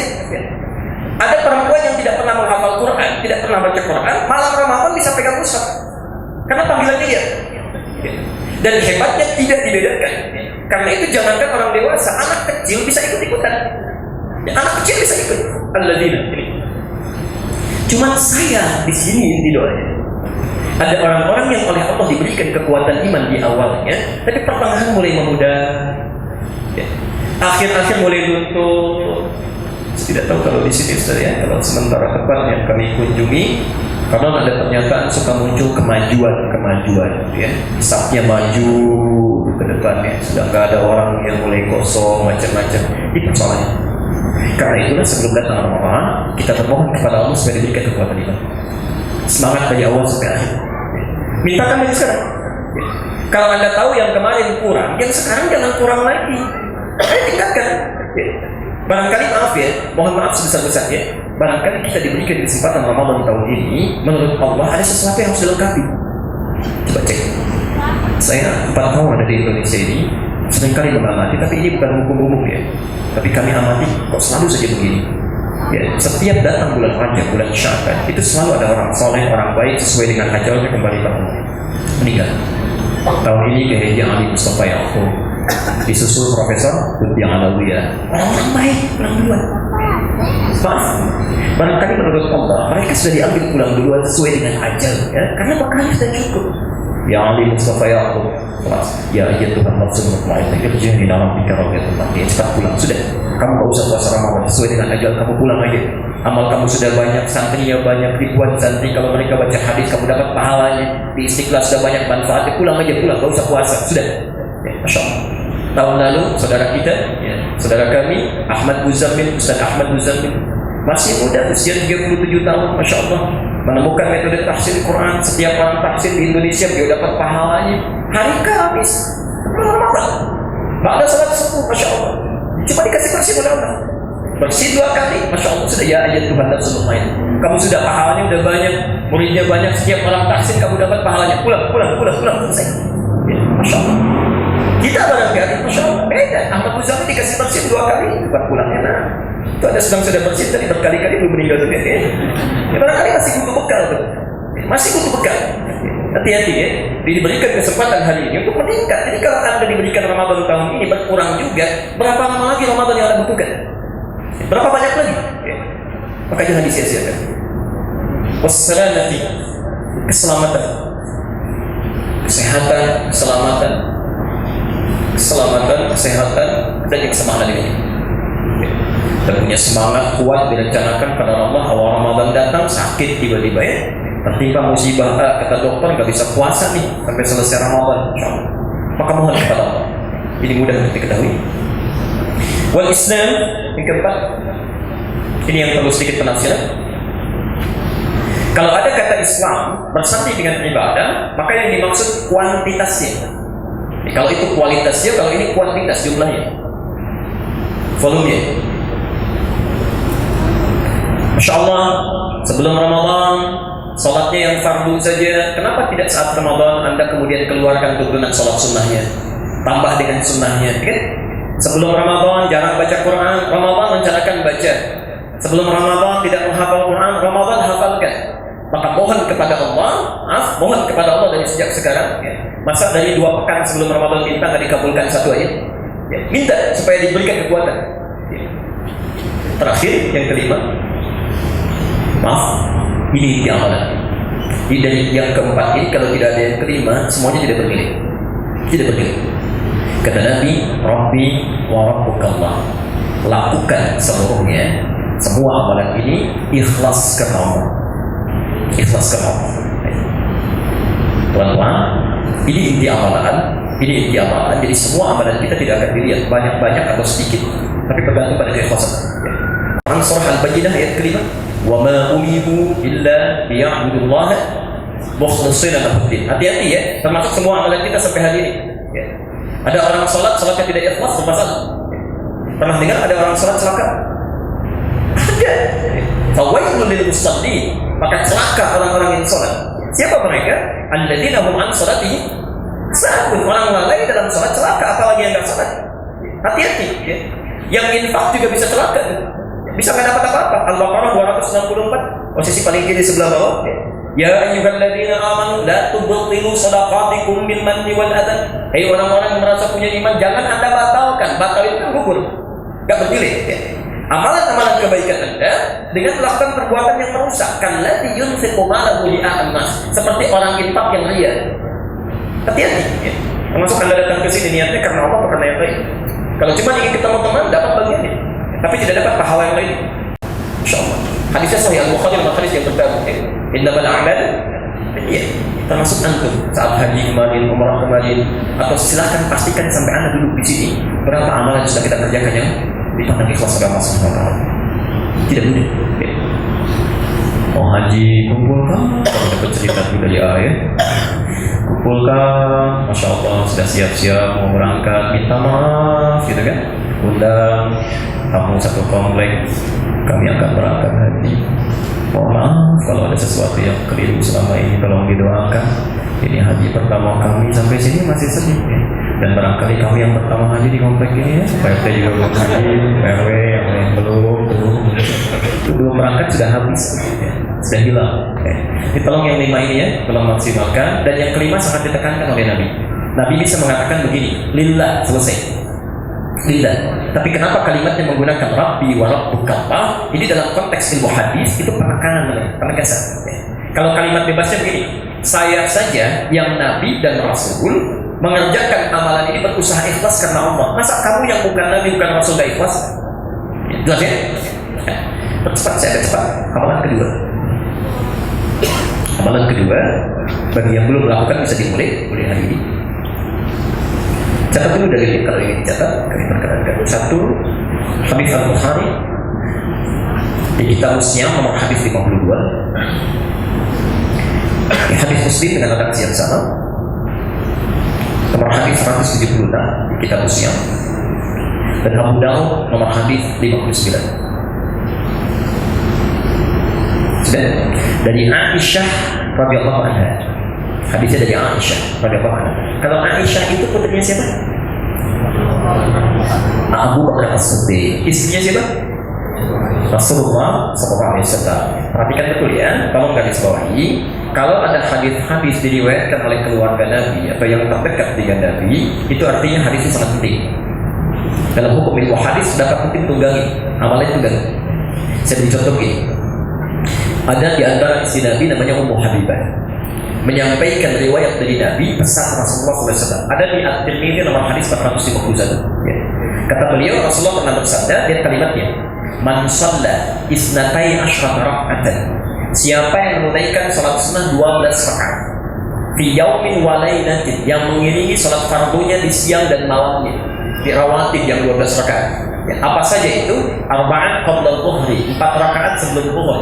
Di sebelum zuhur Anda bisa salat 4 rakaat. Teknisnya bisa 2 kali salat, 2 rakaat salat, dan 2 rakaat lagi salat. Raka'ataini ba'daha, 2 rakaat setelah zuhur, 6. Raka'ataini ba'da al-maghrib, 2 rakaat setelah maghrib, 8. Rak'ataini ba'da isya, 2 rakaat setelah isya 10. Rak'ataini qabla al-fajr, dan 2 rakaat sebelum subuh 12. Kata Nabi, bunya lahu bihinna baitun fil jannah. Yang konsisten menunaikan ini selama hidupnya, maka akan dibangunkan oleh Allah untuknya satu rumah di surga. Hadisnya sahih. Maka ketika Ummu Habibah mendengar kalimat ini, kata beliau, saya sejak mendengar kalimat itu, saya berusaha menunaikan dengan konsisten selama hidup saya. Dan selama hidup saya. Ada istri Nabi yang pasti bersama Rasulullah nanti di akhiratnya di surga, dijamin masuk surga dengan Rasulullah. Surganya tingkat tinggi, hisabnya lewat, masya Allah, masih mau menunaikan ibadah sunnah konsisten selama hidupnya. Ada seorang perempuan, bukan istri Nabi, ya, bukan kerabat Nabi, belum pernah bertemu Nabi, di mimpi juga belum ketemu, ya, surganya belum jelas, amalan berantakan, hisab masih menegangkan. Jangankan sunnahnya, sholat fardunya aja masih tertinggal, masih terlambat dilakukan. Tapi kalau ditanya, jawabannya luar biasa. Pengen masuk surga? Iya Ustaz. Di mana? Firdaus bersama Nabi SAW. Amalnya di mana? Ya. Maka mari kita kembalikan. Ini hadis riwayat Aisyah. Kata Aisyah, lam yakunin Nabi sallallahu alaihi wasallam, tidak pernah saya menyaksikan, mengamati Nabi sallallahu alaihi wasallam, yasumu syahran, ya, menunaikan puasa lebih banyak dalam setiap bulan, illa fi Sya'ban, kecuali di bulan Sya'ban. Di mana? Ya. Dikata Aisyah, Rasulullah itu kalau sudah masuk ke bulan Sya'ban itu sering puasa. Diperbanyak puasa, perbanyak puasa. Jadi masya Allah yang belum sempat puasa, dia boleh setahun sekali. Ya, setahun sekali. Ya. Jadi kalau anda tidak puasa bulan ini, ngambil 1 aja, 2, ya, masya Allah. Itu artinya nunggu tahun depan. Ya, nunggu tahun depan. Dan sekali lagi belum tentu hidup tahun yang akan datang. Jadi hikmahnya untuk menyiapkan fisik kita supaya beradaptasi dengan bulan Ramadan. Ya. Tapi anda bisa mulai tunaikan. Ya. Bisa, masya Allah sekarang tanggal 15 Sya'ban, berarti ada pertengahan Sya'ban. Ya. Boleh, silakan kalau mau puasa ayam lebih. Bahkan terangkai dari hadis Kamis kemarin, Kamis tanggal 12 puasa 13-nya, ya, ayam lebih. Sabtunya 14, 15-nya sekarang. Kalau mau mulai besok silakan. Senin. Ya. Tapi kalau jangan terlalu memaksakan ini dengan banyak-banyak, ya. Kalau belum terbiasa satu dulu, ya. Biasa Senin, sudah terbiasa tambah Kamis. Ingin nambah lagi puasa Daud boleh? Senin puasa Selasa, tidak. Rabu puasa Kamis. Kamis tidak usah puasa, Bu. Kalau ibu berpindah dari amalan yang rendah ke tingkat yang tinggi, maka yang rendah jangan dilakukan lagi. Ini sering suka agak keliru di dalam prakteknya, ya. Kalau anda sudah terbiasa puasa Senin Kamis, berpindah kepada Daud, saat jatuh buka di Senin ataupun Kamis, anda jangan puasa, buka. Tadi Senin puasa, Selasa tidak, Rabu puasa, Kamisnya buka, jangan puasa. Ya, jangan puasa, buka. Baik, itu pun dari segi kesehatan tidak baik, ya. Begitu anda puasa lagi, ritmenya merubah, profesi tidak bagus. Hadisnya sahih. Saat berita baik ini, saat anda tidak puasa pun saat itu pahala puasanya tetap dicatat oleh Allah SWT. Hadisnya sahih. Al-Bukhari nomor hadis 2926. Saya bacakan hadis ini. Idza mariwa al-'abdu aw safar kutiba lahu mithla ma kana 'alaihi muqiman sahihan. Kalau seorang hamba memiliki umur tertentu atau berpindah amalan kepada yang lebih tinggi, atau bahkan dia dalam keadaan safar tidak bisa menunaikan amalan rutinnya. Bisa, anda sekarang mau ke Bandung nih, sebentar lagi melanggar, ya. Kemudian istirahat di kilometer 19. Anda lakukan jamak qasar, ya. Karena macet luar biasa, ada jamak qasar. Jadi ada jamak, ada qasar, ada jamak dan qasar, ya. Anda satukan zuhur dengan asar, kemudian rakaatnya dikurangi dari 4 jadi 2. Di zuhurnya 2, asarnya 2. Lalu setelah itu masih ada waktu di sana, ya. Masih boleh nggak sholat sunnah? Tidak usah. Jangan terlalu sore, ya. Nggak usah. Yang wajib aja anda kurangi 2. Kenapa anda tambah dengan sunnah lagi? Zuhur kan wajibnya 4, anda jadikan 2, anda tambah sunnah lagi. Nggak usah. Ya. Nah, saat anda tidak bisa mengerjakan sunnahnya, ini kata Nabi loh. Nabi kita aja tidak mengerjakan itu, masa kita yang bukan Nabi mengerjakan? Ya. Kata Nabi, kutiba lahu mithla ma kana 'alaihi muqiman sahihan. Pahalanya itu tetap diberikan. Tetap diberikan sepanjang anda terbiasa menunaikan ibadah rutinnya sebelumnya. Maka bagaimana dengan seorang pria muslim yang terbiasa ke masjid sholatnya, terbiasa ke masjid, masya Allah, begitu dia sakit tidak bisa ke masjid, itu sholat di luar masjid yang dinilai oleh Allah sebagai tetap bisa sholat di masjid. Yang lebih hebat kalau kata ibu, ya, seorang muslimah yang terbiasa meningkatkan amal solehnya dalam keadaan suci. Allahu Akbar. Di saat dia sedang suci, rajin baca Quran, rajin sholat malam, rajin sholat sunnah, Masya Allah. Maka dalam keadaan haidnya, liburnya, itu pahalanya tetap dituliskan. Dan betapa rugi seorang perempuan muslimah kalau dalam keadaan sucinya dia hanya beramal yang fardu saja. Cuma sholat fardu saja, itu Masya Allah. Dalam keadaan dia haid, yang ditulis cuma fardunya aja. Maka itu boleh tingkatkan sekarang, itu berita baiknya. Tingkatkan. Begitu sedang libur, dibikin status, alhamdulillah hari ini walaupun tidak beramal mendapatkan pahala. Belum tentu. Kalau saat sucinya tidak mau beramal, tambahkan. Itu padanan ada di Riyadhus Shalihin dari 1896 hadis ada di dalamnya. Anda lihat hadis nomor 3 dan 4 di posisi sebelah kiri paling atas. Kata Nabi, Inna fil Madinah aqwam. Di Madinah sekarang ada sekelompok orang tidak ikut berjuang berjihad dengan kita sekarang. Tapi mereka dapat pahala yang sama dengan kita. Di Nabi sedang jihad, ada orang-orang yang ikut jihad, tapi kata Rasulullah dia dapat pahala yang sama. Habasahumul maram, karena sekarang mereka sedang sakit, gak bisa ikut jihad. Masya Allah. Jadi sakitnya yang menghambat mereka untuk berjuang tidak menghalangi pahala tetap pada mereka. Maka yuk boleh tingkatkan ini puasanya. Yang sudah Senin Kamis tingkatkan, boleh silakan, boleh puasa Daud ya. Tapi tidak usah terlalu kreatif ya. Ada yang lain misalnya dikiaskan di analogikan Ustaz, kalau puasa Daud ada, sholat Daud ada nggak? Misalnya subuh sholat duhur tidak, sholat tidak, itu ngarang namanya ya, tidak usah dilakukan. Ya mau banyak silakan boleh sampai akhirnya ya. Tapi nanti usahakan sedapat mungkin istirahat sehari 2 hari sebelum Sya'ban berakhir ya, sebelum berakhir. Kecuali yang terbiasa berpuasa sunnah atau naga atau wabak puasa seperti itu. Baik. Terakhir, ini amalan terakhir dan kita berhenti di sini. Jadi kalau ada yang mau ditanyakan kami perkenankan ya. Kalau masih ada waktu. Terakhir adalah mempersiapkan amalan Ramadan. Ya, menyiapkan amalan Ramadan. Di satu memperbanyak doa, kedua memperbanyak puasa sunnah, ketiga merencanakan amalan Ramadan. Kita ambil teori dasar dulu di Quran. Setelah itu kita lihat nanti amalan apa saja yang pernah dikerjakan Nabi saat Ramadan itu kita keluarkan. Ya. Kita catat itu aja nanti kita kerjakan. Ya. Kita tunggangi itu Nabi mengerjakan apa saja kita maksimalkan. Ya. Yuk ambil teorinya di Quran surah Al-Insyirah ayat terakhir. Ya, kita hafal itu ya. Fa'idha farabta fansa wa ila rabbika. Bahkan nanti di surah Quran surah Al-Hasyr ya, surah 59 ayat 19 itu kita hafal ya ayyuhalladzina amanu taqullaha wal tanzur nafsum ma qaddamat. Hati-hati, ini kaidah dalam ibadah. Ini Al-Quran harus menyampaikan kata Allah, kalau amalan Anda ingin rapi, ingin baik, maksimal ditunaikan, maka sebelum dikerjakan rencanakan dulu. Tuliskan, rencanakan mau kerjakan apa? Apa yang mau dimaksimalkan di hari ini? Ya. Bahkan kata Al-Quran di surah Al-Hasyr tadi, kalau bisa bayangkan sampai kiamat nanti saat akan dihisab. Sudah cukup belum amalannya? Ayo siapkan.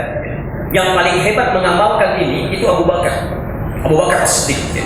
Abu Bakar itu setiap Nabi menyampaikan keutamaan amal itu beliau rekam tuh, kayak seperti punya catatan. Masya Allah. Ini satu kali Nabi pernah bertanya pada kumpulan sahabat, kata Rasulullah, siapa di antara kalian yang sudah berjamaah ini? Semua angkat tangan.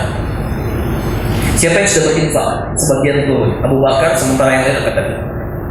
Siapa yang sudah menengok orang sakit? Turun. Abu Bakar angkat tangan. Siapa di antara kalian yang sudah menyolatkan jenazah? Abu Bakar angkat tangan. Siapa di antara kalian yang sudah mengantarkan jenazah? Cuma Abu Bakar yang angkat tangan.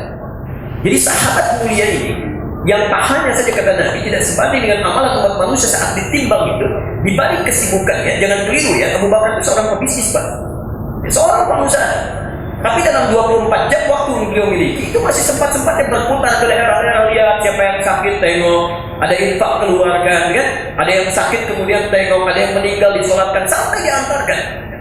Ada sahabat Nabi sangat mulia, kan? Surganya terjamin melalui lisan Nabi bersama Rasulullah masih punya rencana amalan yang akan dikerjakan. Ada orang bukan sahabat, surganya belum jelas, hisab menegangkan, amalan berantakan, ketika akan beramal tak punya rencana. Itu biasanya amalannya tidak tertata. Kalau pengen jamaah, tidak ya tidak. Pengen baca Quran, tidak ya tidak. Ya. Coba saya tanya dulu, Bapak Ibu sudah punya rencana amal belum ini? Nanti sholat asar mau di mana jamaahnya? Sholat maghrib seperti apa? Hari ini mau baca Quran berapa ayat? Mau menghafal Quran berapa ayat? Mau sedekah enggak? Kalau nggak pernah punya rencana, bagaimana bisa kita kerjakan? Makanya sholat pertama kita itu disebut dengan subuh. Tahu artinya subuh? Apa artinya subuh? Sudah berapa kali sholat subuh? Nggak tahu arti sholat subuh. Semua makna sholat itu dari mulai namanya, bacaannya, gerakannya itu ada maknanya. Ada maknanya. Subuh itu dari kata asbah. Asbah itu yang sudah siap dengan rencana, siap dengan aktivitas. Wasubhi idza tanaffas, dan demi waktu subuh yang saat matahari mulai bergerak, nafas mulai keluar, rencana kita sudah siap. Asbah. Jadi kenapa disebut salat subuh? Seakan-akan ingin mengatakan bedanya muslim dengan non-muslim. Orang Islam itu saat bangun subuh dia sudah punya rencana. Jam 7 mau mengerjakan apa, jam 9 apa yang dilakukan, jam 12 ada di mana, itu. Dan utamanya rencana amalan, amal ibadah kita. Itu poinnya. Nah sekarang sebentar lagi akan datang Ramadan. Sekarang kita rencanakan tahun ini mau mengerjakan apa? Target apa? Nah yang paling bagus kita keluarkan amalan-amalan Nabi, dan di situ baru kemudian kita rencanakan itu yang kita maksimalkan tahun ini. Ada sekitar 3 amalan Nabi, saya percepat saja. 1. Meningkatkan kuantitas dan kualitas sholat.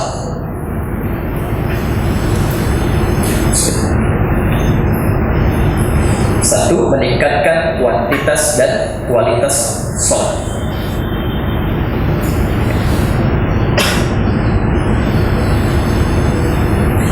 Yuk bikin rencana nih sekarang. Di luar sholat fardu, sunnah-sunnah yang pernah diajarkan Nabi, rawatibnya yang tadi kan, ya sholat mutlaknya, ya macam-macam keluarkan, ya keluarkan amalannya. Rinci dari sekarang.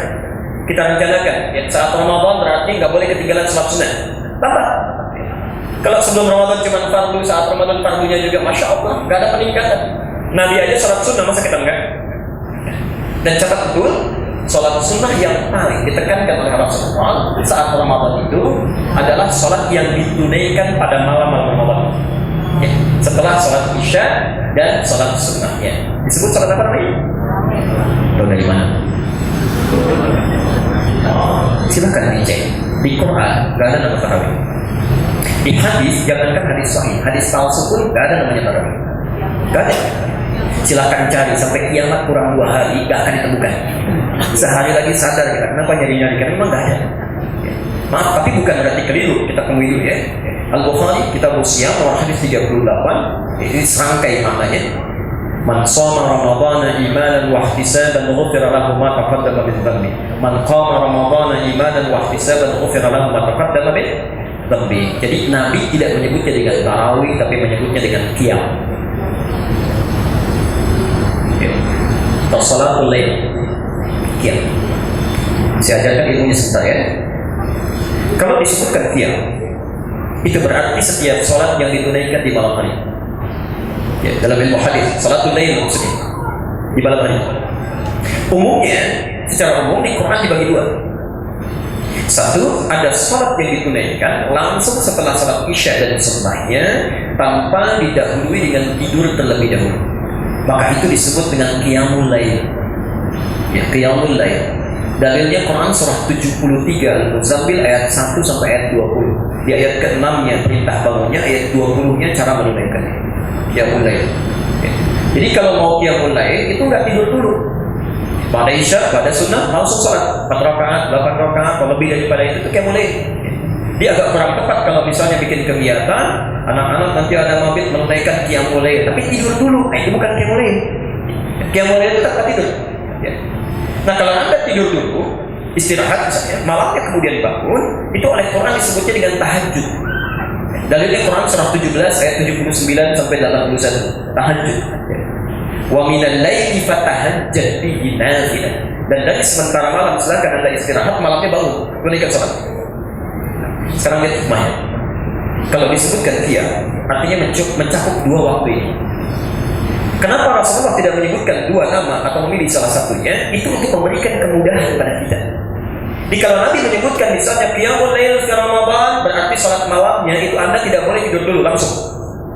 Kalau Nabi menyebutkan tahajjud fi Ramadan, fi layali Ramadan, itu artinya Anda harus tidur dulu baru bangunnya malam.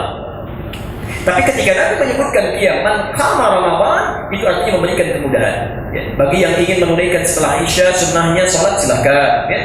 Bagi yang misalnya maaf ya, dari perjalanan dari kantor terhalang macet, baru datang sampai rumah jam 9, setengah 10, ingin tiduran dulu, silakan. Malamnya bangun. Ini kemudahan.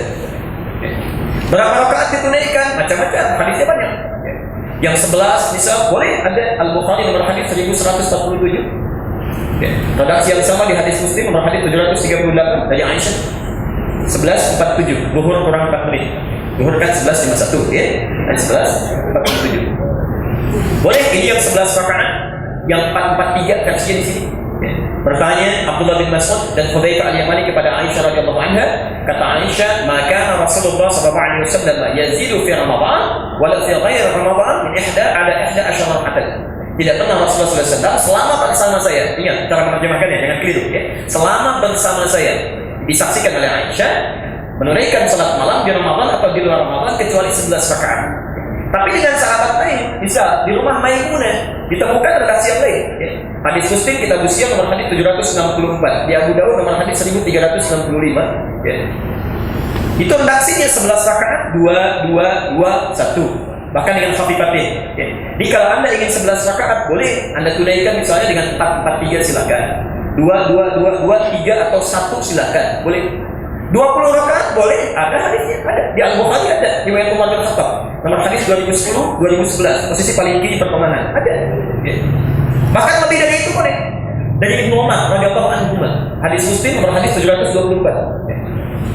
Kata Nabi, sholatul laili matna matna, sholat malam itu silakan paling minimal tunaikan 2 rakaat tanpa batas ya. Wa idza khasyiya ahadakumul fajr falyutir raka'atan wahidah. Kalau Anda khawatir ketika sedang menunaikan salat itu tiba-tiba mendekat kepada fajar atau waktu sahur mau selesai, cepat tutup dengan 1 rakaat. Jadi tidak ada batas ya. Ada yang menunaikan dulu 20 sampai 36 sampai 40.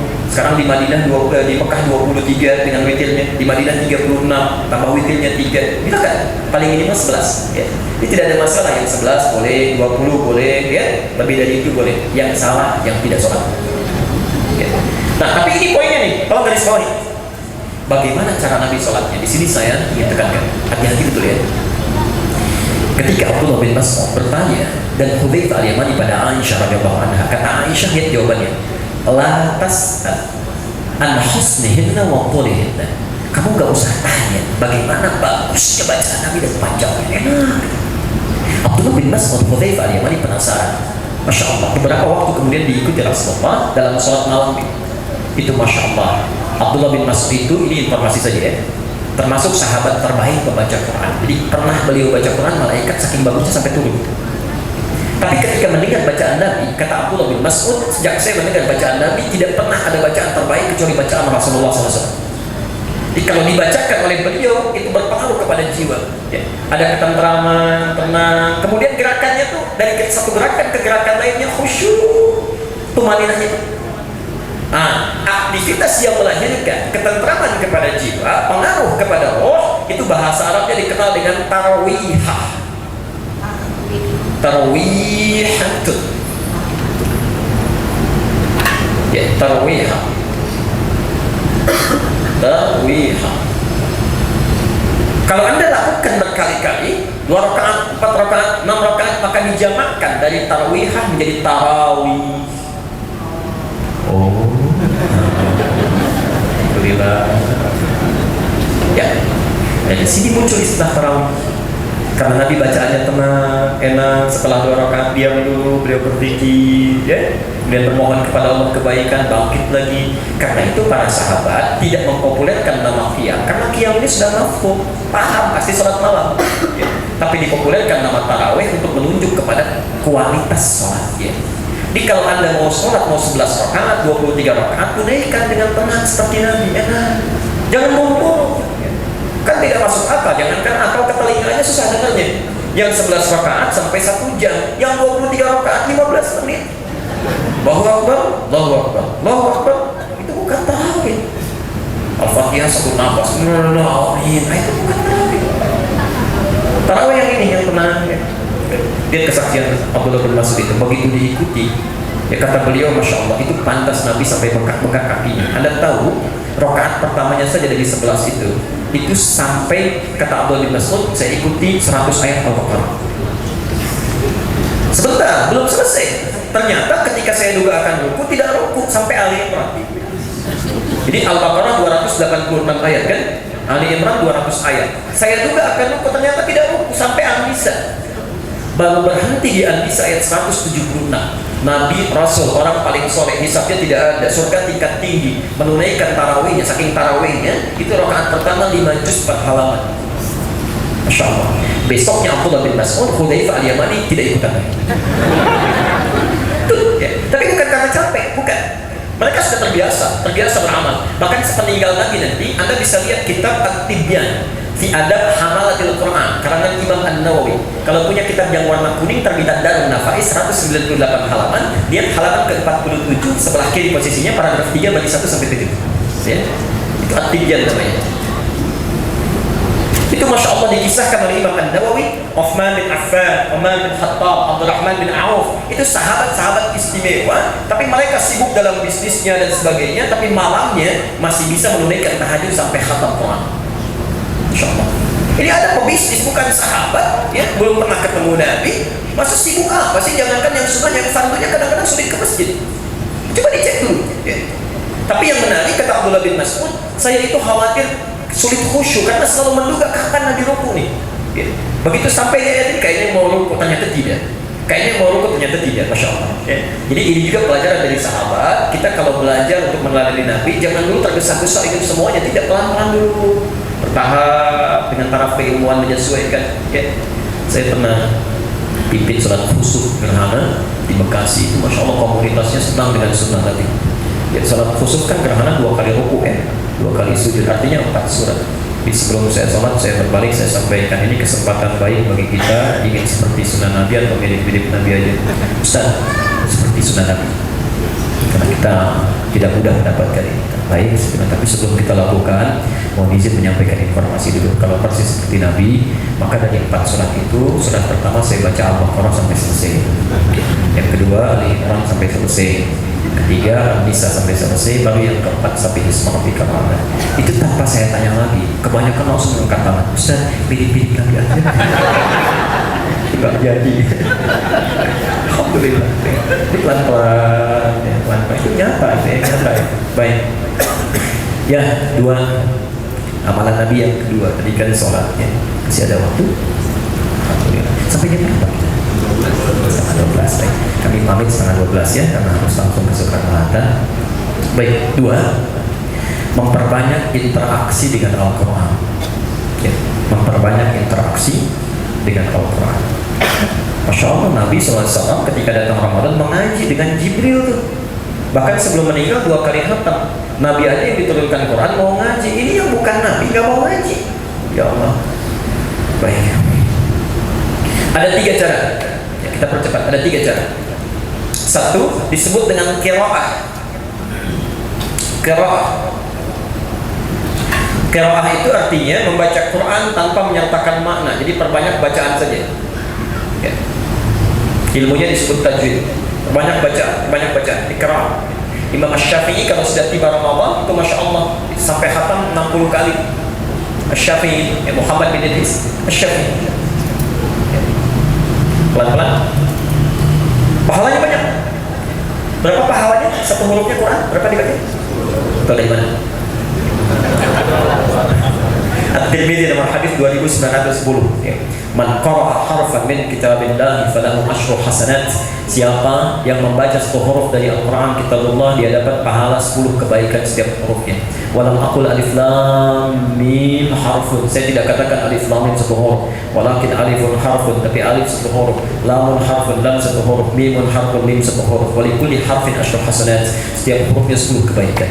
Masya Allah. Jadi kalau Anda baca alif lam mim saja dapat berapa? Tapi itu nggak berlaku di Ramadan. Itu sekarang. Ramadan 10 kali lipat lagi. Hadis yang qudsi. Kitab Siyam Al-Bukhari nomor hadis yang pertama. Kalau Allah Azza wa Jalla, kata Nabi, Allah berfirman di hadis qudsi, "As-siyamu li wa ana ajzi bihi." Puasa itu ditujukan hanya untukku dan aku yang langsung memberikan pahalanya, bukan aturan umum. Minimalnya wal hasanatu bi asyri amsalihha. Setiap yang mengerjakan kebaikan dilipat gandakan 10 kali lipat di hari biasa. Jadi kalau Anda baca alif lam mim saja berkesempatan di bulan Ramadan dapatnya berapa? Masya Allah 300. Ya, setiap hurufnya 10 hanya biasa. Ramadan kali 10 lagi 300. Ya. Begitu ibu baca mau tilawah nun oh iya dapat 100 tuh. Masya Allah. Di luar biasa 2 Ramadan cuma 10. Ya. Tapi jangan begitu ya, sempurna maksimalkan. Dan nggak usah dihitung-hitung ya. Semakin Anda tidak berhitung, semakin tak terhitung diberikan berapa. Itu rumusnya. Itu rumusnya ada di Al-Baqarah 261, posisi paling kiri sebelah atas. Ya. Kalau Anda infak sekarang 1000, berapa maksimal didapatkan? Minimal didapatkan 700 kali lipat. Itu bahasa Qur'annya. Tapi sering dipotong ayatnya. Mathalul ladzina yunfiquna amwalahum fi sabilillah kamathali habbatin ambatat sab'a sanabil fi kulli sumbulatin mi'atu habbah. Sampai ini aja. Perumpamaan orang infak di jalan Allah seperti menanam 1 biji benih, tumbuh 7 tangkai, melahirkan 100 butir, kan?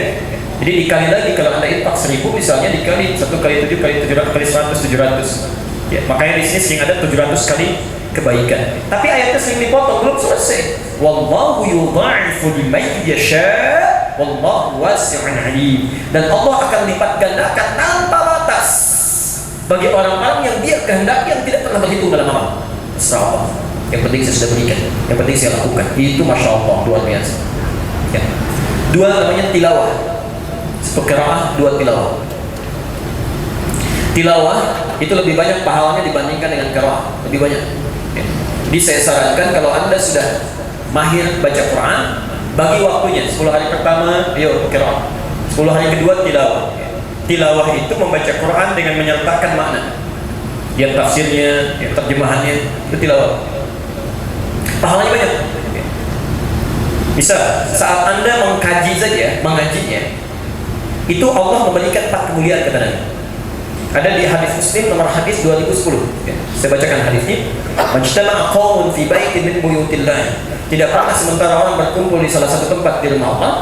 Yatluna kitab Allah, bukan yaqra'un, yatlun. Ya. Mereka bertilawah Quran. Wa yatadarasunahu fima bainahum, dan mengkaji di antara mereka. Makanya disebut mengaji. Mengaji itu dari mengkaji, bukan baca. Ya. Menganalisis, memahami. Anda baca, enggak usah banyak-banyak, 3 ayat. Ya. Alladzina yu'minuna bil ghaib wa yuqimunas shalah. Anda pelajari salat yang baik bagaimana. Ya. Itu saat Anda melakukan itu, baru sedang belajar saja, kata Nabi, illa kecuali akan diberikan 4 hal. Ghasyiyatuhumur rahmah. Rahmat Allah akan dilimpahkan pada mereka. Jadi kalau di sudut ini ada yang tilawah, di sana cuma qiraah, itu Masya Allah rahmat diturunkan di sini. Di sana cuma pahala aja. Wa nazalat alaihimus sakinah, dan diberikan ketentraman dalam jiwanya. Enggak percaya silakan Anda baca idza zulzilatil ardu zilzalaha. Yang satu cuma Arab Qur'annya saja, yang satu dengan tafsirnya. Itu getaran ke hati akan lain. Dan yang paling menarik bukankah sakinah, ketentraman di rumah tangga? Salah satunya Quran surah 30 ayat 21. Wa min ayatihi an khalaqalakum min anfusikum azwajan litaskunu ilaiha. Nah, ini sebetulnya bimbingan tilawah. Maaf Pak ya, Ibu. Bapak sudah berapa tahun menjadi ayah? Belasan tahun kan? Puluhan tahun kan? Tidakkah mendakwa menjadi ayah Qurani? Kenapa tidak sempat mengeluarkan dalam sebulan ayat-ayat petunjuk khusus jadi ayah yang baik? Keluarkan ayat. Ibu tuntunan jadi istri yang solihah, ibu yang baik, jadi anak-anak yang soleh. Ada semua di Quran. Ada semua. Kalau tidak percaya silakan keluarkan. Nah, Anda tilawah itu selama sebulan aja, Masya Allah. Itu rumah tangga akan nikmat luar biasa. Tidak percaya silakan. Itu ada semua. Bahkan manusia itu sebelum dilahirkan sampai dia meninggal ayatnya lengkap. Ya. Saat sebelum lahir masih dalam kandungan supaya kandungannya baik, terlahir anak yang soleh, ada di Quran surah 7 ayat 189. Begitu lahir usia 0 sampai 2 tahun supaya asinya lancar, pembagian tugas suami istri bisa enak, Quran surah kedua ayat 233. Dari 2 tahun sampai menjelang balik, bagaimana supaya mudah untuk ibadah, dekat dengan Allah, taat pada orang tuanya, berakhlak mulia, Quran surah 31 ayat 13 sampai dengan 19-nya. Mulai dia sekolah, bagaimana supaya cepat menerima pelajaran, paham dengan baik, Quran surah 9 ayat 122. Supaya dapat ranking yang bagus, diangkat derajatnya, diberikan ilmu yang luas, Quran surah 58 ayat ke-11-nya. Kalau semakin naik tingkatnya, kenal dengan temannya, mulai punya rasa supaya tidak terjebak dalam pergaulan bebas yang tidak bagus. Kalau serius melamarnya, Quran surah 4 ayat ke-4-nya. Kalau datang betul mau menikah, Quran surah ke-30 ayat 21-nya. Kemudian dia menjadi suami, bagaimana jadi suami yang baik supaya tidak cepat marah-marah dan sebagainya, Quran surah 4 ayat 19-nya. Ibu langsung mencatat. Supaya jadi istri yang solihah, taat pada suaminya, Quran surah 4 ayat 34-nya. Ada semuanya. Suami mulai punya tugas mencari nafkah, bagaimana cara mencarinya? Quran tawarkan 3 pilihan. Yang standar Quran surah 2 ayat 168. Kalau rezekinya ingin cepat, kita mencari seperti biasa, tapi rezekinya cepat datang, Quran surah 2 ayat 172. Kalau Anda belum mencari, Allah sudah dekatkan rezekinya, Quran surah 7 ayat 96-nya. Masya Allah, saat Anda merawat rumah tangga dengan enak, nyaman, tiba-tiba muncul sakit, lelah. Seperti apa lelahnya? Ya kalau sakit biasa, Quran surah ke-26 ayat 80. Kalau sakitnya parah, apakah seperti Ayub? Quran surah 21 ayat 83 sampai dengan 84. Kalau tiba-tiba dalam beraktivitas ada orang jahil, terganggu, sulit bekerja, Quran surah 17 ayat 79 sampai 81. Kalau luar biasa gangguannya seperti apa? Ya Quran surah ke-21 ayat 87 sampai 88. Sampai ketika Anda memiliki anak lagi kemudian, bagaimana cara berbaktinya? Quran surah 17 ayat 23. Kalau usia 40 tahun orang tuanya masih ada, bagaimana cara berbuat baiknya? Quran surah 46 ayat 15-nya. Sampai ketika Anda merenung, ya Allah, apakah saya akan meninggal? Pasti. Quran surah 3 ayat 185. Bagaimana cara meninggalnya ya Allah? Kalau pengen tenang, ada Quran surah 87 ayat 27 sampai 30. Kalau ingin sedikit menegangkan sambil dipukulin malaikat, boleh. Quran surah 8 ayat 50. Ya Allah, bagaimana suasana alam kubur? Saya sudah mengetahui malam pertama di dunia. Bagaimana malam pertama di alam kubur? Boleh. Yang enak Quran surah ketiga ayat 169 sampai 171. Sampai ketika Anda masuk surga pun ada ayatnya semua. Kenapa tidak sempat dikeluarkan? Yang jadi masalah belum tahu ayatnya. Ada indeksnya, ada macam keluarkan itu, cuma lihat tilawah. Diberikan itu. Dan saat Anda bisa melakukan itu, yang ketiga kata Nabi, wahafathumul malaika. Malaikat datang bergabung. Yang tilawah memang suami, istri dengan anak, tapi mungkin malaikatnya banyak mengikuti. Dan yang keempat, wa dzakarahumullahu fi man 'inda, dan Allah sanjung-sanjung orang itu sampai selesai dia tilawah. Itu saat belajar. Tapi kalau Anda bisa mengamalkan ilmu yang Anda tilawah, bisa. Anda tadi bahas tentang sholat dan belajar. Oh, cara merapatkan saf. Oh, ada di Abu Dawud nomor hadis 666. Cara takbirnya Abu Al-Bukhari nomor hadis 715. Cara mengangkat tangannya begini. Ada yang sejajar dengan daun telinga. An-Nasai 1101. Anda perhatikan itu. Begitu Anda sholat, itu sahih. Hadisnya sahih. Kata Nabi di 3 kitab utama. Hadis Muslim nomor hadis 1389. At-Tirmidzi nomor hadis 2862. Ibnu Majah nomor hadis 219. Saya bacakan ujungnya saja supaya cepat.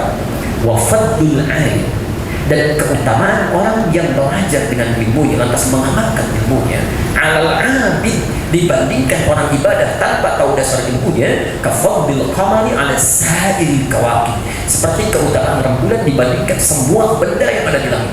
Itu pahala Anda lebih banyak daripada orang ibadah tanpa ilmu dibandingkan semua benda yang ada di langit. Berapa benda yang ada di langit? Jadi kalau 1000 bulan saja, berarti saat Anda takbir itu Anda dapat pahala sama seperti 1000 bulan takbir, 83 tahun. Jadi begitu takbir Allahu Akbar, itu sama dengan takbir 83 tahun tanpa henti. Kalau 1000 bulan saja, sekarang berapa banyak benda yang langit? Makanya orang tua kita dari dulu itu selalu mengarahkan pada tilawah kalau sudah disekerah. Bapak kan ibu kalau bikin acara, ya, kan sampingnya suka ada yang terjemahkan kan? Kiraan, sampingnya ada terjemah kan? Siapa yang terjemahkan? Biasanya? Sari tilawah. Mungkin dulu itu Bu Sari yang pertama, okay? Makanya disebut Sari tilawah. Kalau Bu Evi mungkin Evi tilawah, ya? Kalau Kang Dadang tilawah. Kalau Pak Adi tilawah. Mungkin gitu. Ya? Sari tilawah itu nggak ada, yang ada cuma tilawah. Ya? Cuma mungkin pertama kali Bu Sari jadi Sari tilawah. Indonesia itu masya Allah luar biasa, itu kreatif. Ya? Tapi kadang-kadang yang tidak tepat masuk juga, itu yang dihilangkan. Ya? Saya tugas di Saudi dulu di Mekah 2010. Masya Allah, ya. Di pertama terima jamaah itu yang dicari bukan Ka'bah. Ustaz, masjid kucing di mana ya? Masjid kucing. Jadi sempat ke Jarwal ada masjid banyak kucingnya. Pulang ke Indonesia disebut masjid kucing. Belanja ke pasar, banyak sengnya. Dimuncul pasar, masih untung nggak ada tongnya tuh ya. Kalau ada tongnya nyambung ke pasar tong sengnya. Ayo kembalikan terakhir. Saya tutup di sini ya. Tahfidz, menghafal, Masya Allah.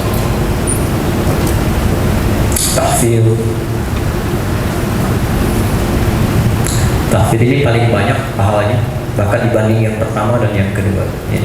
Bisa, saya mau baca Quran 1 juz Al-Baqarah 141 ayat. Dengan menghafal Quran cuma 10 ayat aja, banyak mana pahalanya? Banyak mana? Mari kita bandingkan. Kalau cuma membaca saja, Dzalikal kitabu la raiba fihi hudan lil muttaqin. 4 pahala sekali. Tapi orang menghafal Dzalikal kitabu, dzalikal kitabu, dzalikal kitabu, dzalikal kitabu la raiba fihi, la raiba fihi, la raiba fihi, dzalikal kitabu la raiba fihi hudan lil muttaqin, hudan lil muttaqin. Berapa kali itu pahalanya? Tadi mengulang-ulang itu. Ya. Apalagi kalau menggunakan metode Syahri Jabir, satu ayat diulang 20 kali supaya kuat kan ya, kata beliau. Masya Allah, satu ayat diulang 20 kali. Jadi kalau cuma baca 10 ayat diulang 20 kali, berapa kali itu? 200 ya, luar biasa. Lebih daripada 1 juz. Jadi dari pahala bacaan saja itu sudah mulia.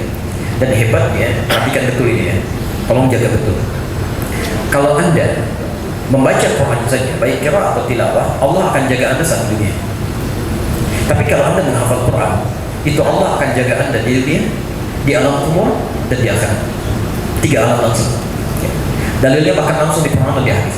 Di Quran surah Fatir, ya, surah 35, ayat 32 sampai 33, posisi paling kiri sebelah atas. Kalau Anda mau lebih lengkap dari ayat 28 ya boleh. Ya. Tafsirnya ada di At-Tirmidzi nomor hadis 2915. Saya bacakan hadisnya, saya agak cepat sedikit. Saya bacakan ayatnya dulu ya, di penghargaan dari Allah ketika Allah sedang mewariskan Quran, tsumma awrasnal kitab, ya, dan kami wariskan Quran kepada para penghafal. Ada 3 golongan, wa minhum zalimun li nafsi, wa minhum muqtasid, wa minhum sabiqun bil khairat. Nah, kalau Anda benar menghafal Qurannya, ayat ke-33-nya Allah hadiahkan surga Aden, dan sebelum masuk kata Quran, yuhallawna fiha min asawira, dihiasi dulu dengan Masya Allah, dengan penampilan terindah sebelum dia masuk surga. Bagaimana perhiasan yang diberikan oleh Allah?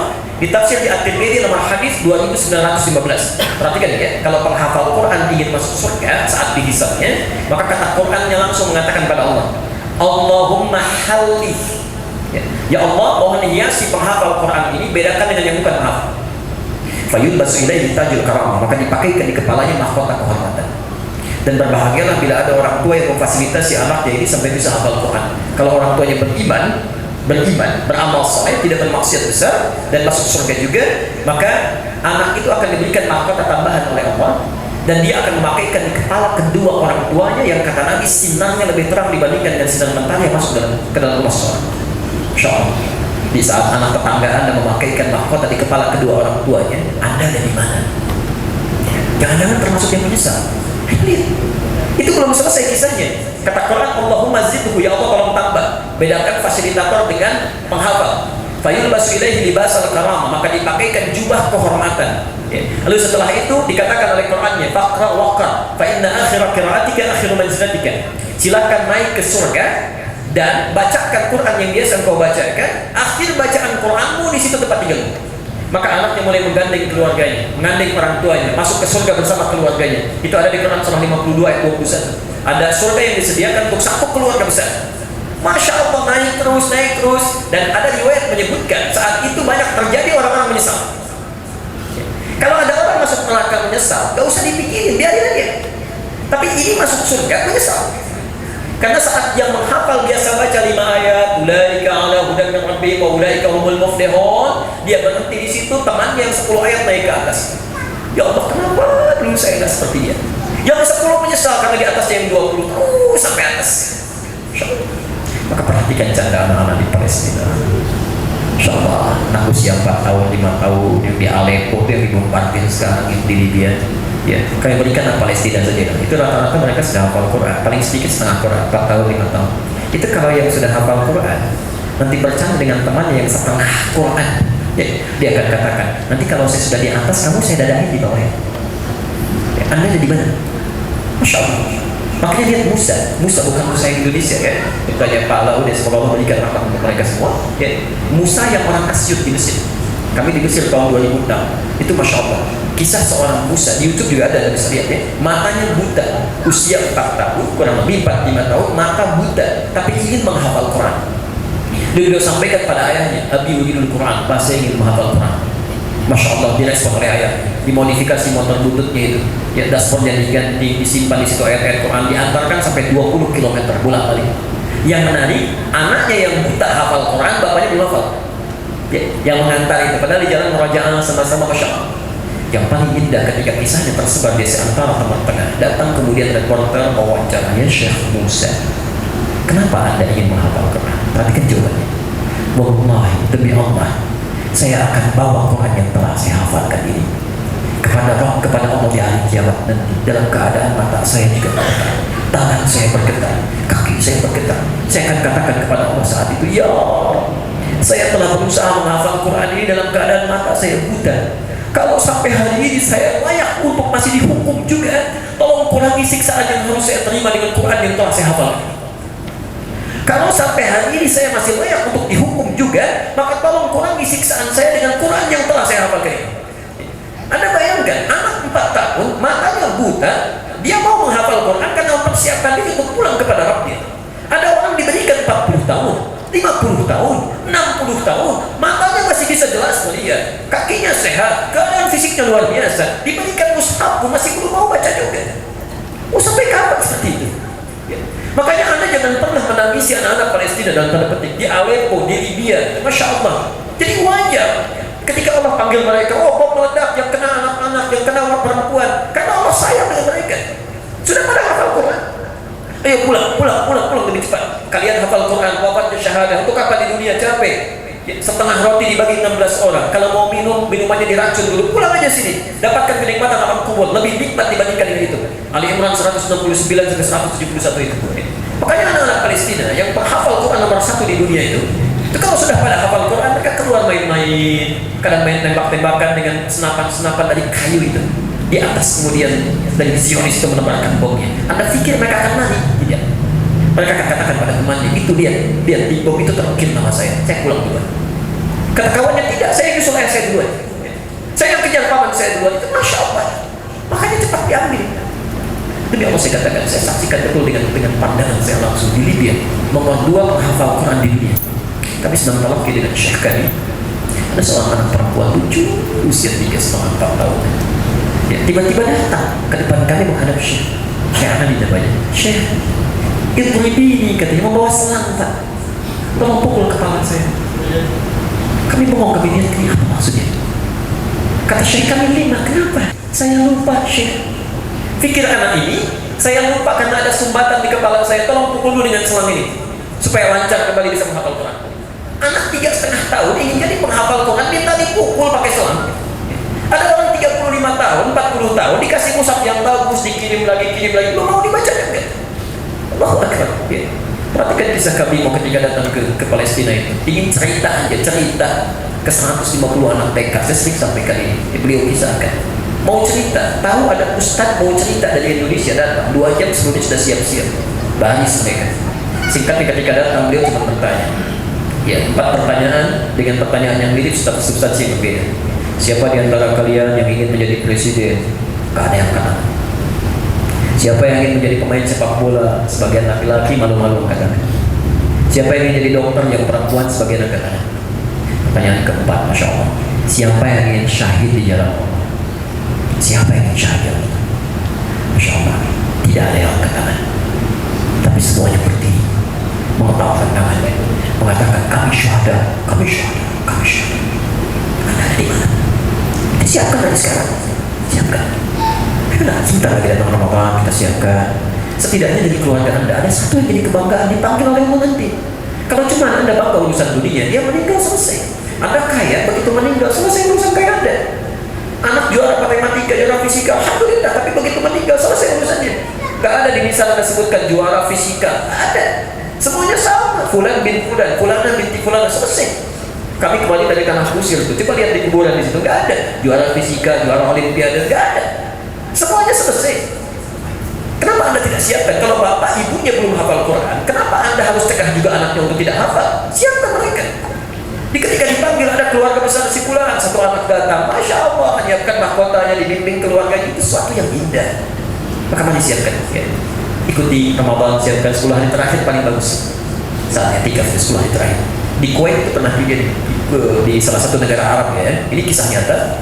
Jadi suaminya sibuk bekerja, begitu mau Ramadan direncanakan seperti tadi, rencana amal i'tikaf menghafal 3 juz Al-Quran. 3 juz surah Al-Quran. Masya Allah. Begitu sampai waktu i'tikaf dia izin kepada istrinya. Saya mau itikaf, ya. Saya mau berusaha menghafal Quran. Istrinya masya Allah punya anak 3, 1 masih disusui, yang 2 masih kecil-kecil. Kata istri, silakan saya rawat keluarga. Begitu tahu suaminya mau menghafal Quran, termotivasi istrinya menghafal juga. Dalam merawat dihafalkan, buka lagi. Alhamdulillah, begitu selesai itikaf 10 hari, suaminya pulang dengan senyum luar biasa, mata berbinar, mengatakan, hafidtu 3 azza, saya sudah hafal 3 juz. Istrinya senyum simpel, dicium tangan suaminya, dia nggak ngasih tahu. Ternyata 10 hari sudah hafal 30 juz. 30 juz. Ya. Dan lakukan karena Allah yang bantu kita, bukan kita yang capek menghafal. Jangan tergesa-gesa. Quran surah 75 ayat 16 sampai 18, posisi paling kanan sebelah bawah. La tuharrik bihi lisanaka lita'jala bihi. Inna 'alaina jam'ahu wa Qur'anan fa idza qara'nahu fattabi' Qur'an. Jangan tergesa-gesa menggerakkan lisan untuk cepat hafal. Ikuti aja hukumnya, tenang baca. Kami yang buat kamu mudah, bukan kamu yang lemah hafal. Siswa kami pernah mempraktekkan itu, tenang diajak ibunya menghafal Quran. Ibunya ingin jadi hafizah. Nah, ini agak kurang tepat. Kalau ingin menghafal Quran, jangan bercita-cita jadi hafizah. Itu sudah keluar dari nilai keikhlasan. Biarin aja. Ya, terserah Allah mau jadikan hafid, mau tidak terserah Allah. Ya, kita boleh hafalkan. Maka anaknya diajak. Ya, masya Allah, anaknya ingin saja datang, dia terserah Allah. Dalam 30 hari itu ada program demikian. Ibunya 30 hari nggak hafal Quran, anaknya 27 hari dari 0 hafal Quran. Dari 0. Ya. Maka silahkan lihatkan, semoga Allah memberikan kebaikan pada kita semua, ya.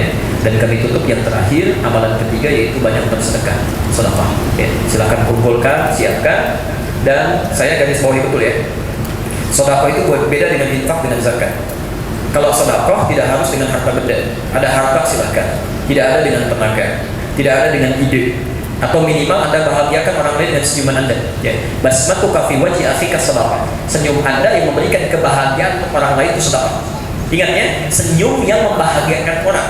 Kalau senyum yang mengagetkan orang lain itu bukan sedekah, ya. Pulang dari masjid Darut Tauhid senyum di jalan sampai orang kaget, bukan sedekah ya. Baik, silakan disiapkan ya amalan-amalannya untuk apa, bikin bukunya, dan mudah-mudahan tahun ini lebih baik daripada tahun ya lalu-lalu. Bapak Ibu sekalian, dan mohon maaf Ustaz, kepada Bapak, satu keluarga kami, paman kami, tadi yang setengah 1 dipanggil oleh Allah Subhanahu Wa Taala meninggal dunia, dan ibunda kami minta segera untuk kami berangkat ke Semarang. Jadi saya setengah 2 harus sudah take off ke Semarang, oke? Karena itu kami harus segera mohon izin. Ya, kami cukupkan barangkali di sini. Mudah-mudahan ada manfaat yang bisa didapatkan. Baik ya, saya mau sampaikan dulu sebentar, mau tanya. Jelas surahnya insyaallah? Berarti kalau hukumnya sudah jelas, berlaku hukum surah Al-Maidah ayat 100 itu. Ya ayyuhalladzina amanu la tas'alu an asya'a in tubda lakum tasukum. Hai orang-orang yang masih merasa punya iman, kalau masalah sudah jelas disampaikan, maka jangan banyak ditanyakan. Khawatir yang sudah jelas itu karena banyak ditanya menjadi semakin tidak jelas nantinya. Ya, ada pertanyaan? Baik, kalau benar itu dari Allah dan Rasulnya, kalau salah itu mutlak dari saya, silahkan maafkan. Kalau maafkan saya, tunjukkan anak kelirunya supaya saya bisa perbaiki itu, dan tinggalkan pendapat saya yang keliru, ambil pendapat ustaz-ustaz lain lebih baik yang bisa Anda amalkan dengan baik. Demikian, subhanallah wa bihamdika asyhadu an la ilaha illa anta astaghfiruka wa atubu ilaik. Wa akhiru da'wana alhamdulillahirabbil alamin. Wa a'udzu bikum. Assalamualaikum warahmatullahi wabarakatuh. Subhanallah, alhamdulillah, la ilaha illallah, Allahu akbar. Mencening otaknya kalau bahasa Jawa, langsung tuing begitu ya. Begitulah doanya. Dan akhirnya mudah-mudahan yang hadir semuanya mendapatkan dari Allah Subhanahu wa taala, khususnya yang mewakafkan tempat ini. Mudah-mudahan pahala terus mengalir, kebaikannya dunia dan akhirat, amin ya rabbal alamin. Assalamualaikum warahmatullahi wabarakatuh. Silakan persiapan sholat zuhur sambil menikmati hidangan yang ada di bawah dan foto booth.